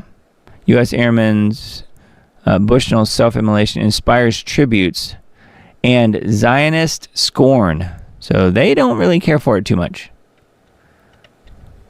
So, and then here's the original article. This is the first time I saw it last week. It was when this February 25th article, I will no longer be complicit in genocide. U.S. Airman Aaron Bushnell, 25, self-immolates outside Israeli embassy in D.C. I still think it's a bad idea. Don't be lighting yourself on fire. Anybody. But, man, I just can't imagine what would bring someone to do that. All right, Gateway Pundit. Now, I mentioned this guy last week. This is a different article. This was on Gateway Pundit, but based Bukele. I wanted to mention that's how you say his name. It's not Bukele or Bukele or whatever I said last week. It's Bukele. Based Bukele. El Salvador banishes every last trace of gender ideology from school classrooms. Once the murder capital of the world, El Salvador is rapidly becoming a more desirable place to live than many blue cities in America, for sure. As well as seeing its crime levels plummet, the government of President Bukele has announced that it will ban every last trace of gender ideology from the country's classrooms. Confirmed. We have removed every use or trace of gender ideology from public schools, Education Minister says. So there you go. If you wanted a safe place to raise your kids, looks to me like El Salvador is looking pretty good at the moment. Yeah. Of course, what happens after they take out President Bukele? That's the next question. So that's pretty amazing, though, what he's accomplished. Putin sends NATO members a warning. Kind of mentioned this earlier. Putin noted while accusing Russia of plans to attack NATO allies in Europe, Western allies were selecting targets for striking our territory. Yep, that's what they do. They accuse you of what they're themselves doing. That's classic tactics, what the Democrats have been doing for a long time. That's exactly what the people in charge of the American empire are doing as well. Yeah. So anyway, just a few more articles here. We're reaching the end. We're getting close. I found this cartoon, thought it was kind of funny. Lock the car, lock the gate, lock the door, and then when they switched on the TV, you can see that it's a Trump-looking effigy there on the screen. Lock down the border for our people's safety, and this he/she person is saying, "No, you bigot. You can't have a lock on the border, no way. But you can't have a lock on your car and your gate and your door locks." Check. Pretty funny. CCP orders destruction of all DIVUK data nationwide. Wonder why. China seeks to erase the DIVUK period from history, intending to prevent future generations from learning about these events as it signifies a government failure, insiders claim. CCP also reportedly attempting to get ahead of anticipated wave of deaths by experimental in several years' time, like it was an accident. There's no chance it was an accident. It's the same across the world. That was intended to. The Chinese government has demanded a nationwide purge of all data within its healthcare system. Wow. Talk about 1984. I mean, they're literally going to erase it from existence. Source from Hunan, who goes by Mr. Chen, told the Epoch Times that a connection who holds a high rank at a local hospital disclosed that information to him. He told me directly, the government is instructing health departments across the country to eradicate all related data, including information on the entire epidemic prevention process and records. They must obliterate all data without leaving a trace, and computer records must be deleted entirely. So let the ginormous deletion begin. Or commence. Wow. Chen said the directive extends to the entire nation, including and anything the government considers embarrassing related to its epidemic prevention measures. No data can be spared, either on paper nor on computers. Records of are to be expunged, as well as records of nucleic acid testing and any embarrassing incidents that occurred during the entire epidemic prevention process, he said. The CCP's goal is to purge a DIVUK chapter of China's history from the record books to prevent future generations from learning of what it considers to be a massive government failure. What do they say about those who don't listen to history? If you don't observe history, if you don't understand history, you are doomed to repeat it, are you not? Well, they're going to completely wipe it away. Yeah. So anyway, it's kind of interesting. I guess my question on that would be, are they going to stop people then? Do you think they will? I mean, I don't know. I'm guessing probably not. Unless everyone in the entire country has had multiple and will die a very fast death like they want them to. If that's happened, then maybe then no more needs to happen. Otherwise, they'll probably keep pushing it, is my guess. Watch, Attorney General Garland vows to shut down voter ID and election integrity laws. Yet the vast majority of Americans support voter ID laws and guardrails for mail-in voting. But no, you can't have that, because then Democrats can't win. Joe Biden's Attorney General Merrick Garland vowed Sunday to shut down efforts to bolster election integrity, including voter ID and mail-in ballot restrictions. Here's a video of him saying this paragraph right here. The right to vote is still under attack. No, it's the right to illegally vote that's under attack. And that's why the Justice Department is fighting back. That's why one of the first things I did when I came into office was to double the size of the voting section of the Civil Rights Division. Yeah, anyway.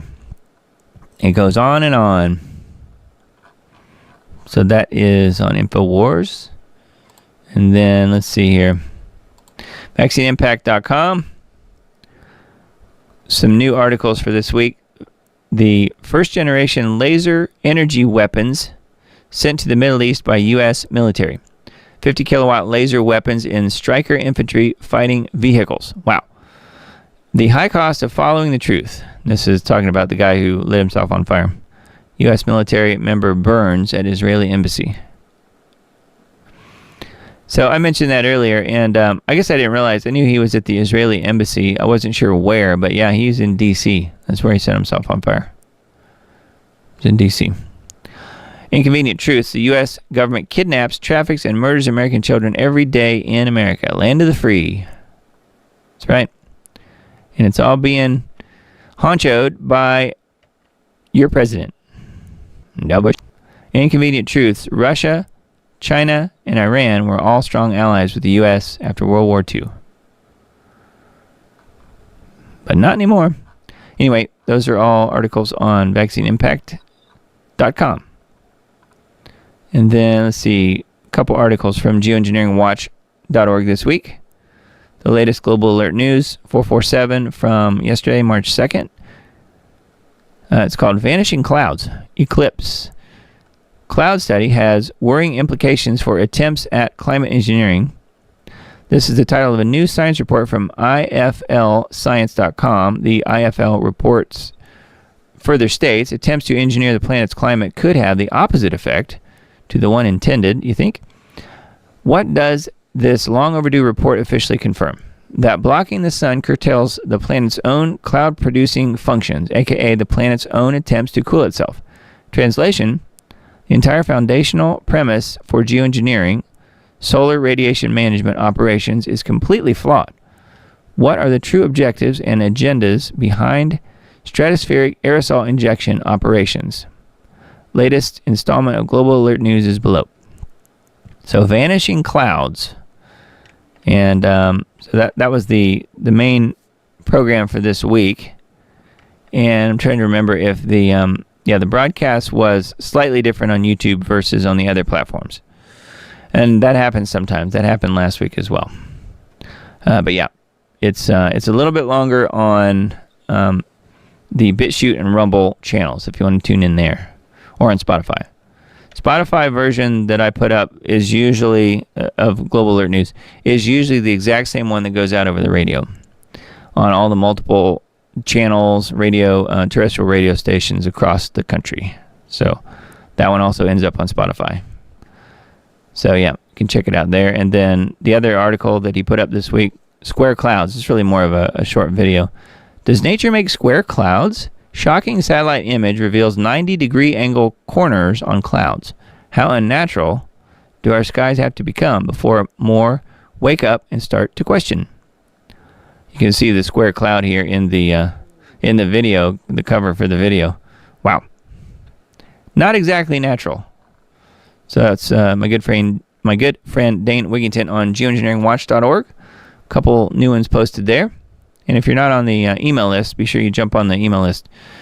Totally free. Just go to the website and you click right here where it says email newsletter sign up. And join our newsletter list. Yeah. To get the latest info.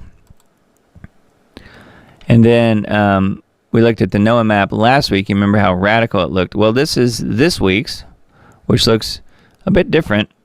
6 to 10 day outlook, March 9th through 13th. You can see how it's mostly above normal as far as where the temperatures are headed.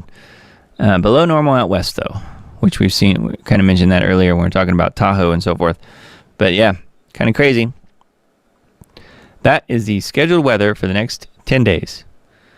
So that's on courtesy of NOAA, I guess. All right. Let's see. I wanted to mention this one. This is something that I actually knew about quite some time ago, but this is a new article. A friend of mine sent me this link. It's on northjersey.com. The giant 50-foot tall moving statue is coming to American Dream. Here's a preview. Something big is coming to American Dream. It's the Giant, expected to debut in January 2025. January 2025, the Giant. Remember this little thing?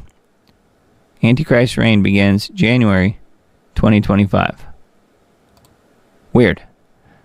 standing at 54 feet, the giant will be one of the world's tallest moving statues. It can also mimic the appearance of anyone. Anyone. Such as, I don't know, King Charles? Just a guess. Says the figure has a custom skin of video LEDs using patented LED, AI, and bespoke scanning technologies. The statue's arms and head are expected to be capable of fluid movements, instantly transforming into a mesmerizing array of spectacular images. Mesmerizing. Says what sets this giant apart is its ability to display any person, whether celebrities, historical figures, or the attraction's own visitors. The cutting-edge technology employs bringing these images to life, creating a unique experience. In addition to the giant statue, the attraction will house the giant exhibition. Lots of giants. This futuristic environment offers a themed immersive visitor experience complete with volumetric scanning pods and various other engaging elements. Visitors are scanned as they enter to create an avatar. Yeah, I think they're building this thing mostly as it's like a massive like selfie on steroids kind of thing. Yeah, Marty's talking about the image of the beast. Yeah, that's kind of what I was getting at with this. Kind of interesting, huh? Well, the video on here is probably worth watching here. Let's go ahead and play it. It's nothing but music, I don't think. So it says the giant experience, the Odyssey begins. Explore digital wonderland. Into the world's most advanced scanning theater. And travel to the fourth dimension. You become a giant. So they're really doing it, pushing it as a selfie. See, spectacular selfie. Become your avatar. We were just talking about avatars, weren't we? Prepare to be transported. Yeah, so the giant experience. Prepare to be transported through the multiverse. No thanks. What about you? The giant brilliantly represents the American dream's commitment to deliver an innovative, one-of-a-kind, world-class experience for all our visitors. So it's funny that the group who owns and operates the American Dream is known as the 555 group. It's not the 666 group. No, the 555 group. Don't think that was an accident either. Says it will be a unique and spectacular addition to the center, and we are looking forward to seeing our visitors become giants. So that's on northjersey.com is where that is. How about that? Anyway, U.S. debt clock. We like to look at this just to see if there's anything new. There's a secret window button back. They brought it back. But it just takes you to their Twitter now. But there is a new image. So let's let it load here and see if it comes up. Jeopardy music is playing. Okay, here it is. The Great Jubilee. Debt to Wealth Transformation is this week's secret window, which is actually just on their Twitter now, but that's okay. It's not a pop-up anymore. But it's the Great Jubilee. The Debt Jubilee, I guess. Is that the Great Reset? Maybe getting rid of all of one's debt in favor of, just take this, or just put this patch on your arm. It'll be just fine. I mean, you want to be debt-free, don't you? Kind of interesting. The Great Jubilee. So, I don't know. Let me know what you guys think about that. Along those lines, let's go ahead and take a look at what you guys are commenting about. And if you're not on the Substack, please jump on the Substack list. It is totally free. diamonddisc.substack.com. The link for it is in the upper right corner up there in the box. Under where it says subscribe, free, and merch store. diamonddisc.substack.com is the list. And just go there and type in your email address and hit subscribe. And it's that easy. Super simple. Let me see what you guys are saying on the chat here and see what's going on. All right, first of all, Vicky was asking, did I get some good constructive suggestions? Okay, I had put out on the band group. So if maybe Emily's put the link already in band. Yeah, I think she did maybe. Yeah, she did. band.us/@the-Diamond-Report is where it is. Totally free. You can join the band group, and we're building a like-minded community there where people can go and share information mostly. It's not really about me. It's just people posting other things. And I post in there, but many other people post in there as well. I think we're up to 60-some people, maybe, something like that. And, more people join in every week. So feel free to do that if you're interested. And I had put forth the question just about, was there any constructive criticism people wanted to give me as far as this show goes, as far as this live news broadcast? What were they looking for? Were they, was I meeting the needs of what people were looking for in news? And if not, let me know how I can improve it. And that's still standing. I would still like to hear people's feedback on that. And and then she says she'll keep praying on that. So thank you, Vicky, for doing that.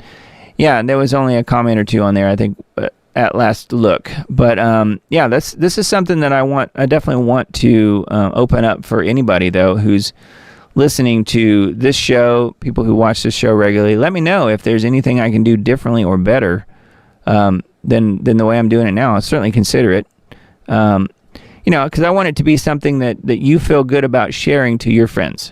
I want to promote the show and put it out there as much as possible, so that I hardly ever remember to tell people to like, share, and subscribe. But if you don't mind doing that, that really does help me, especially tomorrow when I put out the final version of the show, because as you guys know, this particular broadcast has so much medical misinformation in it, I can't possibly leave it up. So it will go up tomorrow, though, as far as the different platforms, Rumble and BitChute and Brighteon, and back on Facebook and so forth. So, if there's anything you guys can think of that will help make this show better or more appealing in some way, certainly let me know. I want to listen to what you guys are saying. So I'm just sort of opening it up for thoughts and for prayers on that, because I want to keep the show going, and I definitely want to expand from what I'm doing now. I mean, I don't want to take on advertisers or do any of that stuff. So, I want this to be more of a viewer-funded sort of situation, and you guys are doing a really good job. So thank you guys for subscribing, people that are paying monthly on Substack. So thank you guys. It's been a real blessing. And then also some of the folks that have bought items from the Diamond Disc, from the Diamond Report store. And that's shop.thediamond.report. All kinds of really cool products, different things. I mentioned them last week. These are a couple of the stickers that I have, Diamond Report, and then, mugs. And I've got my mug. This one is of my music company, but you can get one of the Diamond Report on there. And then this is the End Times Dates water bottle. So thank you guys for all of your purchases. I've definitely sold a few things more recently. People like the hoodies, I guess, so that's good. And buying the hats and things like that. So thank you guys. That definitely helps me. And I want to keep funding the program doing that type of thing versus bringing in advertisers and things that have to answer to what they say is cool and not cool and what you can and can't talk about. I don't really want to go down that road. So as far as that goes, I don't really want to change that aspect of the show, but I will certainly consider, bringing in other options as far as what we can do on this show to make it even better. So if you guys have any thoughts on that, let me know. And not necessarily in chat. You can just let me know at any point, either in band or on Substack, or leave a comment on the video. That's totally fine. I'll probably see it if you do put it in any of those places. All right. So anyways, let's see on the chats here. The chat on YouTube is what I'm looking at. Deborah says, not so late would help. So doing the show not so late would help. I only watch for about an hour. Okay. Yeah, and I've heard that. That's probably the number one complaint I've gotten from people across the last year or two, I guess. Because I started doing the broadcast November of 2021 is when I started. So it's been over 2 years now. But yeah, that's the primary complaint, is that it's too late. So, and it's really too late for people in the East. So my apologies for that. I haven't really been able to find a better time to do it every week. And for me right now, this time works. So that's something I'll definitely keep in mind, though. And that's why I've said, well, we'll probably keep this show at this time on this day. And then if I can do additional shows which I don't really seem to be able to find time to do. But if I could, that would probably be the answer to that. And one semi solution to that has been to put out the Tuesday podcast version of this show on YouTube. All right, let's continue on with the questions and comments. I was just looking to see if, where we left off and see if there was anything else that I needed to address. And Deborah is saying she doesn't usually make it back to watch the rest of the second release of the live stream. That means the show that I put up in its final form on the various platforms like, well, not only YouTube, but, Brighteon and BitChute and Rumble. I put those up on Monday, usually the day after the show. And Deborah, and it probably goes for a lot of people, saying they don't make it back to watch the rest. I plan on it, but it never happens. So that's the kind of stuff I need to hear. So thank you guys for letting me know.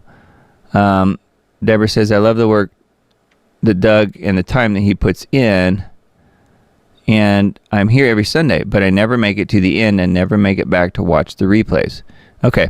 So that's good to know. And this is a long show, but it's once a week. So I figure, well, if it's 3 hours, it's probably not a huge deal. I figure people will just watch parts of it. I know most people are not going to watch the entire show. I totally get that because we're all pressed for time. So yeah, that's good info. Susan says, I just watched the movie. They cloned Tyrone from a friend's suggestion, although the language is salty, offensive, but real life. It was eye-opening on how aware people are of government psyops. They cloned Tyrone. Okay, I've not heard of that one. So thanks for the movie suggestion. Yeah, pretty interesting. Marty B's here. Hey, Marty. And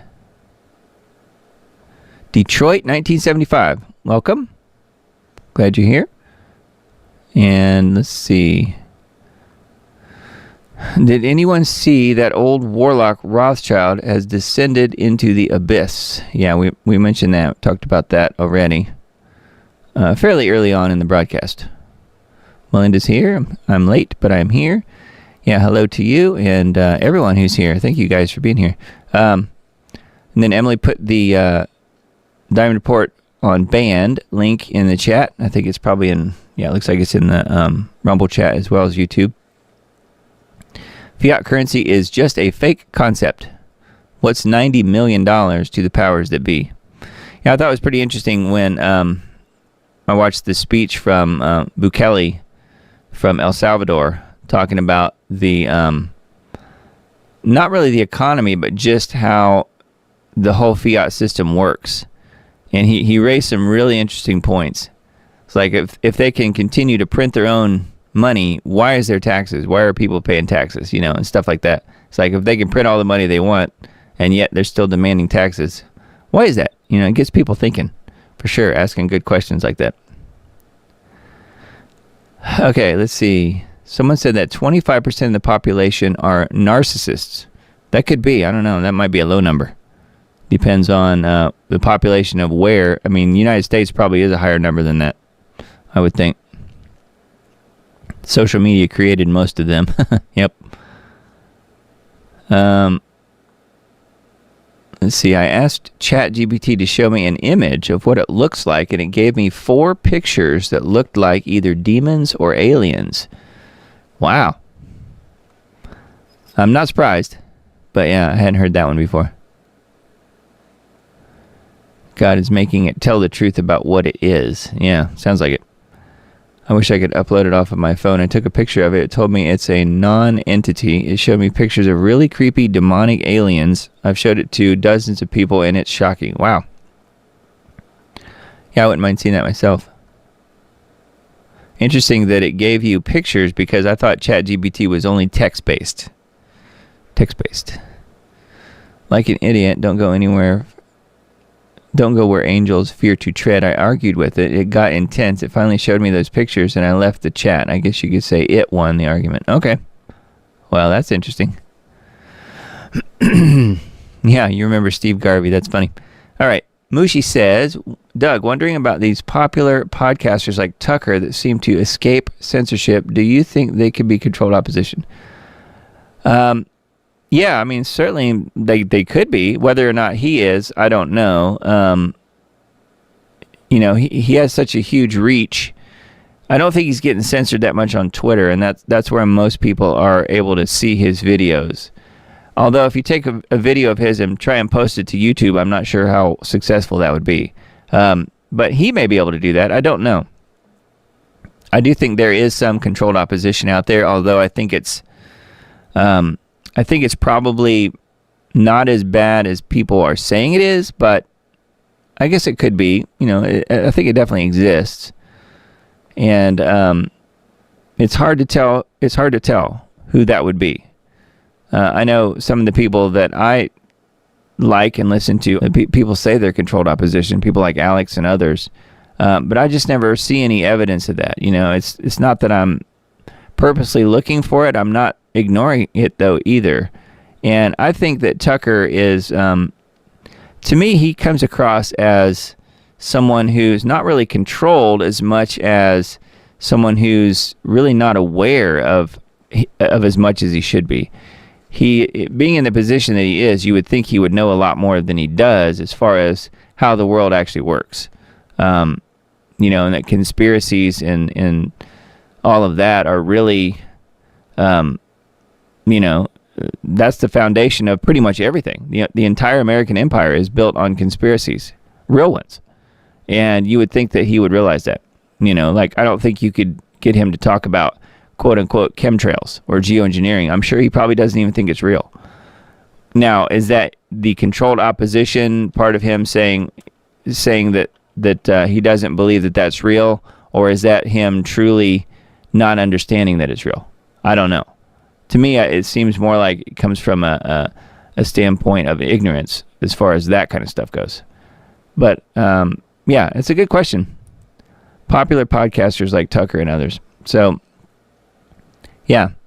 And then, Doug, do you think grounding and earthing helps us regarding the release of RFs, radio frequencies, if we are constantly bombarded with them? Yeah, earthing and grounding does help. Yep. That just means walking around on the dirt in your bare feet. That's what grounding is. Yes. It does help. Yeah, it helps bring you back to where you're intended to be. Although, if you can avoid getting bombarded with that stuff as much as possible, that would be even better. But yeah, I do think it helps. Earthing and grounding. Yep. So, good question. Mushi says, popular podcasters like Ben Shapiro, Joe Rogan, and Tucker. I think that Ben Shapiro, from what I can tell, I don't know if he's controlled or not, but man, he sure is supporting absolutely everything that comes out of Israel. And so from that standpoint, I don't trust him, But Joe Rogan, I don't know. I don't really ever listen to Joe, so I can't really answer that question. I do think it was interesting what we talked about earlier as far as him acknowledging Jesus and saying that Jesus is probably the best answer that he could think of, kind of thing. That's not his exact words. I'm paraphrasing, but it's kind of interesting for sure. And then Emily's saying insects equal natural flavorings in foods. Yeah, they're going to hide it. Let them eat bugs. Yep. Randy, you got that right. I think that's exactly right. It's interesting that they find that they are pushing reptile food on us. Yeah, they're the reptiles, right? Reptilians at the top. I've wondered about foods labeled contains bioengineered food ingredients, but it doesn't always say what they are. Yeah, I mean, I don't think they would. I don't think they have to legally say what those bioengineered food ingredients are. All of the ingredients of the products that they can manipulate in some way to make them last longer or whatever. Now, could some of that mean that there's insects involved as well? Sure. There's no way to know. I mean, it's total Russian roulette type of situation. Are crickets bioengineered? That I don't know. They probably are enhanced somehow. Enhanced crickets. Yeah, let them eat bugs. They are reptilians. That's what I was just saying. Do you think Israel will become a desolate place If so, do you have any timeline about this destruction? William says. Well, that's a good question. I don't think I've gotten that one before. Do I think Israel will become a desolate place? What I don't know is if you mean because of some sort of destruction, or are you talking about people leaving? I'm not sure exactly what you mean. No, I don't really have any timeline about that. I do think that Jerusalem will be trampled underfoot by the, just like the Bible says, by the non-Jews, right? But it is already. It is already being trampled underfoot. So as far as it being desolate, I don't know that that's necessarily in the cards. No, I don't have a timeline on that. The destruction that I can see possibly happening, and I'm not a prophet, I'm not pretending to be, I'm just saying that what I would imagine happening is that there will be some sort of earthquake, probably, that will reveal where the Ark of the Covenant is, which it's already in Jerusalem. We've already talked about that multiple times on this show and on also on the End Times Dates reports that I've put up as well. It's basically right there in Jerusalem. So when will it be revealed? I feel like it will probably be revealed soon, and it will probably be as a result of an earthquake. I'm just guessing, but what else would cause it to be revealed in the cave that it's in? I would think that would need to happen. Beyond that, I don't know what other destruction necessarily. But I do think God has some big plans for Israel, for sure. And I do mean the people who are pretending to be Jews and yet who are not. So, yes. But yeah, that's a good question, William. Yeah. Capital punishment is a good discouragement to not rape children, Emily says. Yeah, it is. It is. I wish they would do that, but of course they're letting them all go instead of keeping them in jail. Something more than usual is definitely going on with the UK royals lately. Imposter for Queen in her last days. Kate disappears overnight. Charles's cancer. All very fishy. Mushi says, yeah, I think so too. It is strange. I'm not following it real close as far as all the different goings on with the other people in the royal family, but Charles's cancer, we talked about that last week. There's a really good chance that it's possibly bladder cancer, but there's a lot of people out there saying that, but we just don't know. And they're not releasing that information and probably won't. I thought it was interesting on that People's Voice or whatever it was article we looked at earlier where Mel Gibson's out there talking about more that has to do with the royal family and the elites in general. Pretty interesting. Susan says a Semite is a member of any of the peoples who speak or spoke a Semitic language, including in particular the Jews and Arabs. Yeah, I think at some point I remember seeing or hearing that a Semite is it talked about the person's skin color, and it wasn't the same as a Jewish person's skin color. So that's kind of what I was getting at. But yeah, what you're saying there, I think that's probably the Wikipedia definition or Google definition. Yeah. There's always replays. Seems the best way for me to see the whole program. Good job as always, Betty says. Thank you. I think you do a great job with the show as is. And with the replay, it is accessible for everyone at any time. Thank you for your commitment. You're welcome. Yeah, thank you. So you're saying Tucker is getting away with it because he's half dumb. Yeah, kind of. No, not dumb. I think he's just, again, ignorant. And I don't mean that from a negative standpoint. He's just not put the time in investigating a lot of these things. Because remember, he worked for Fox News for a long time and has said himself that he was never a conspiracy person. So, and conspiracy, to conspire just means to breathe together. To breathe together. And that's to conspire. And of course we know that there are more to conspiracies than just bank robbers. Bank robbers are not just the only people out there conspiring. The government is conspiring literally on pretty much everything that they do. And the elites are conspiring as well. And they're working together to achieve a common goal. That's what conspiracy is. And I don't think that Tucker, to me, Tucker was probably not into that because he was afraid of being branded a conspiracy theorist, like he saw Alex and so many other people that, and it being called that, and he wanted to stay away from that. And now he's starting to learn the truth, and he's starting to talk about the truth. So it's not really half dumb. It's just more of a, to me, it's just more of an ignorance type of issue. And I mean that from a good standpoint, not a bad standpoint. I mean, we're all ignorant about certain things, right? Emily says, Doug, I have an idea. Maybe doing some collaborations with other channels might boost your channel to others who may have not heard of it. Yeah, and that's a big one. But I don't want to be somebody that invites myself, so I would need to bring other people in. And I've kind of at least told myself I'm not really going to do interviews, really. I mean, but I enjoy, hanging out with Loyalty, and we talk on various occasions, and the one video that we put out together seemed pretty well received. But he's been traveling, and we haven't been able to make it work again. But that's something that I would consider doing if it was the right channels. A couple of my favorite channels I only found out because they collaborated with another one I was already subscribed to. Okay, yeah, good. I agree. The show is perfect as is, just needs a boost. Well, thank you. Appreciate that very much. Yeah, and and maybe it's not in the cards to reach more people. It's not a big deal to me. It's just I wanted to put it out there and wanted to address the main question was, is there something else out there that you guys can think of that you want to hear about that I'm not talking about or that I'm not doing? So, you were mentioning ChatGPT earlier. It would be fun. I think it would be funny to have a part of a show, not necessarily every week, but maybe a part of a show where somebody's asking ChatGPT in real time questions and getting it to explode, getting it to blow up, like exactly what Susan's describing here. I think that would be pretty funny. And then you got to keep in mind too, they're large language learning models, and they learn by your input, what you're giving it.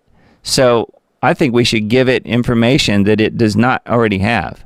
So stuff about, quote, conspiracies, stuff about truth that we know about that it's not going to understand or know about. And I think that would be pretty funny. So, that type of stuff. Like, if you guys thought that was interesting, maybe we could try that and see what happens. I don't know. I mean, I'm not afraid of it because it's just a stupid computer.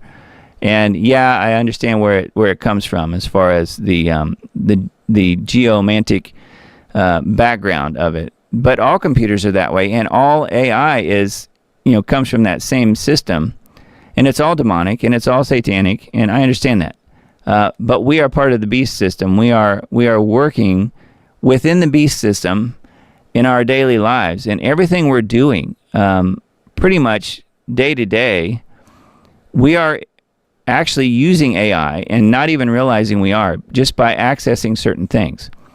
And it's certainly one of those things that's going to touch all of our lives if it hasn't already, which it pretty much has if you're still alive on this planet right now.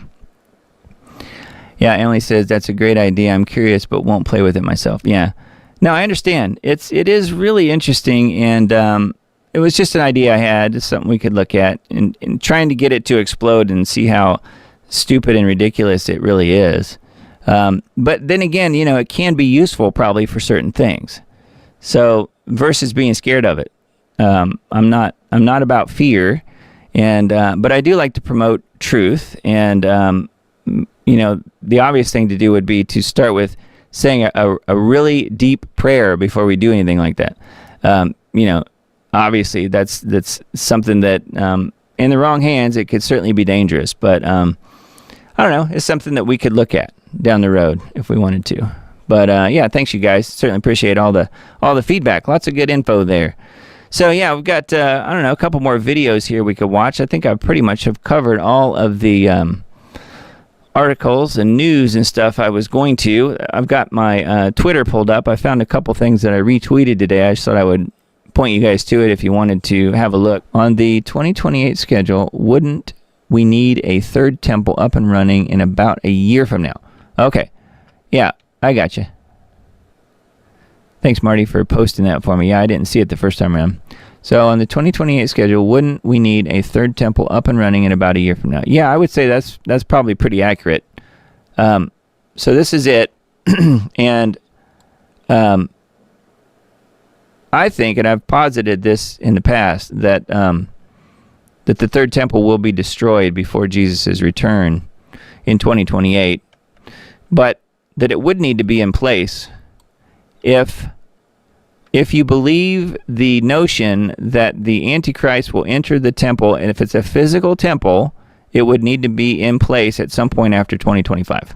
Yeah. Because Antichrist's reign begins January 2025, or you could say early 2025. So if he's going to go into the temple and declare himself to be God, essentially, then yes, that would be basically a year from now. Mm-hmm. Yep. And so how does that happen? I don't even know that it can happen, but some people that I've spoken with about how fast can the temple be constructed, people are saying it could be constructed in as few as 18 months, and that it would probably be 3D printed materials, some of it. So, and they already have all the plans, obviously. And I was looking at, I meant to open up a couple of videos. We'll do it next week, talking about the red heifers and so forth, and the sacrifice and how old they are and where we're at in that whole timeline as well. Yeah, 3D printers. Yeah, 3D printed materials. As far as some of the materials that could be used to build the third temple. So therefore, it could happen pretty quickly, is what I'm saying. But I think the construction, to me, isn't really the big deal. It's how do they get to the point where it's allowed to be built? Because we know they're going to put it on the Temple Mount. That seems obvious, even though it's the wrong place. It was in the city of David, where the original first two temples were, just down the hill a ways from the Temple Mount. The Temple Mount was a Roman fortress, Fort Antonia. So, yeah, but that's going to be, tradition says that the Temple Mount is the site of the first two temples, even though that's wrong from what I can tell. But, yeah, that's where the third temple would be. But there's already a mosque there, the Al-Aqsa Mosque, and I think one other mosque. And so do they need to be destroyed somehow? Like maybe we're going back to the earthquake, talking about what happens to reveal the Ark of the Covenant. Does the earthquake that reveals the Ark, does it also somehow destroy the mosque on the Temple Mount? I don't know. Maybe. But maybe they reach some sort of an agreement where they have both in the same space somehow. I don't know. I'm not sure. But yeah, it seems like that to me is more of the that's the catch, really, more so than the building time frame. Because I don't think that building of the physical temple would take all that long. They could have built their temple 100 years ago. Yeah, absolutely. That's what's so crazy about it. They could have built it ages ago in the city of David, because they wouldn't have had any competition there, because the Muslims see the Temple Mount as a holy site as well. So yeah, that's what's highly ironic about the whole thing, is that it could have been built where the first two original temple, the first two temples were on the city of David, just down the hill a little ways. But they're not acknowledging that that's where the first two were, even though I think there's a lot of evidence to point to the fact that that's where they were. And also, if you believe Jesus, if you believe what he said, then you would have to say that the Western Wall can't possibly be part of the original, or be part of the Second Temple, because it still exists. Whereas Jesus stated that there will be no stone left on top of another stone.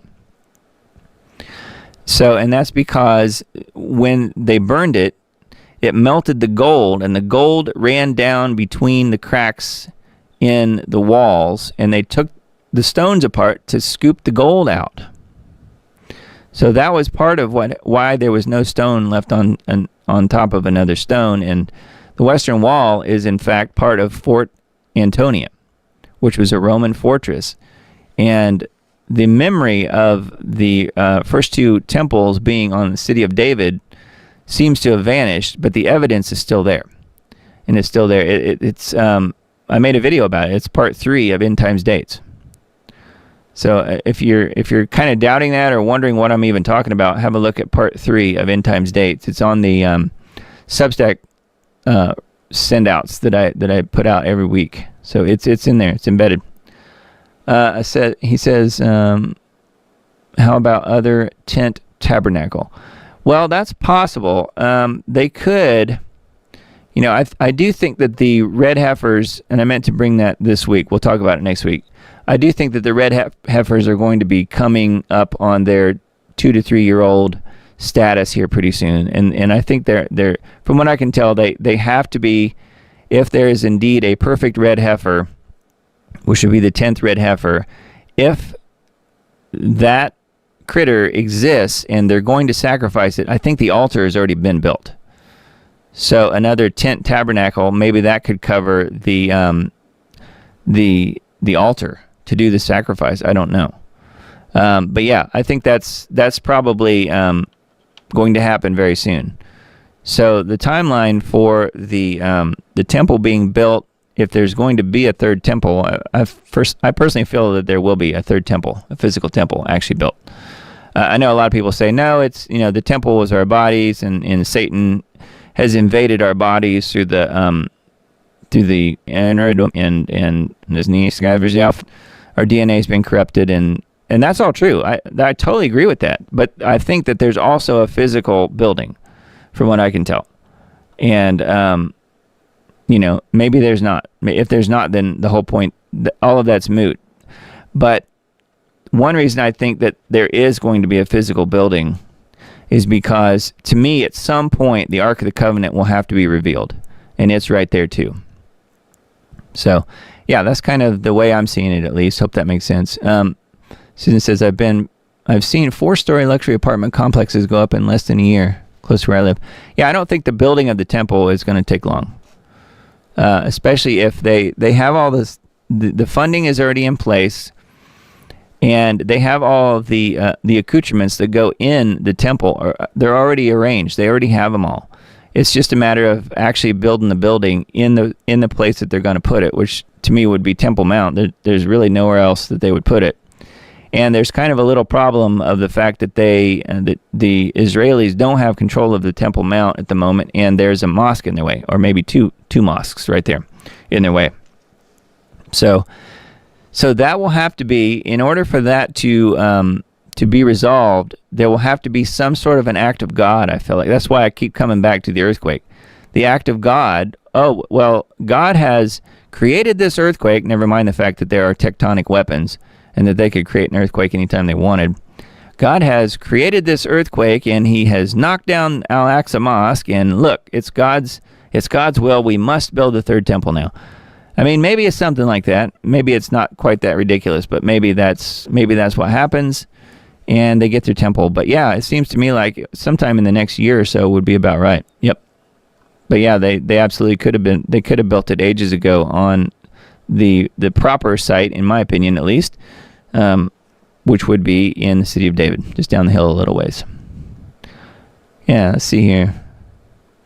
I guess that was the end of the comments. But yeah, thanks, Marty. I appreciate that. That was a good question.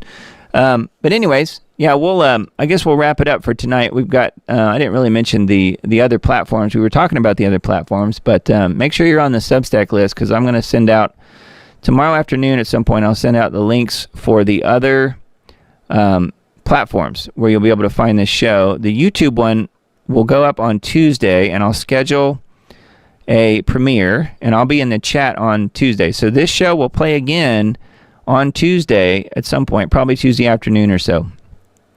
And what we'll do is we'll have a chat in the we'll have a chat going on a premiere on the YouTube channel there. Take it to Lord in Prayer End Times Dates.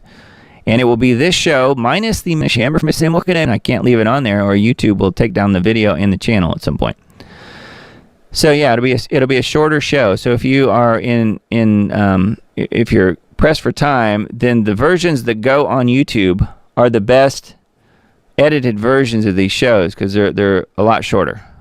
Like for instance, last week's final show was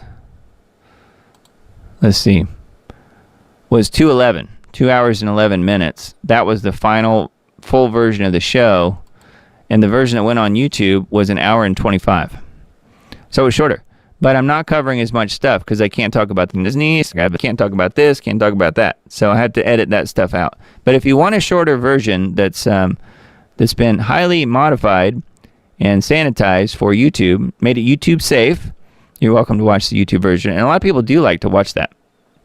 So yeah, that's an option for people who are pressed for time. But if you want the full show, the Rumble channel, the BitChute channel, and the Brighteon channels, and even really back on Facebook, Facebook doesn't really hassle me too much about videos. If they do, it really has more to do with like a piece of music or something like that usually. So it's kind of strange. They'll hassle you about a meme, about posting text or pictures or memes, but not really about video. I don't know why their video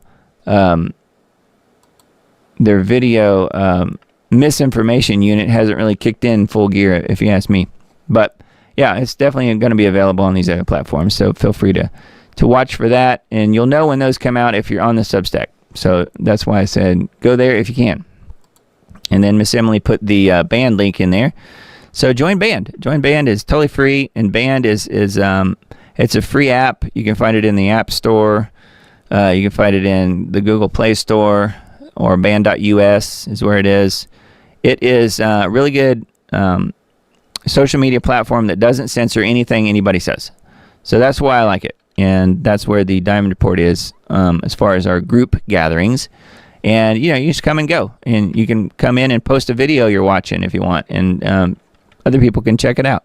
So, yeah, we're just sharing information in there as all. So feel free to take a look at that. And then this is my day-to-day business, Diamond Disc Audio, my music company. And that's what I was talking about with the mug here, Diamond Disc Audio.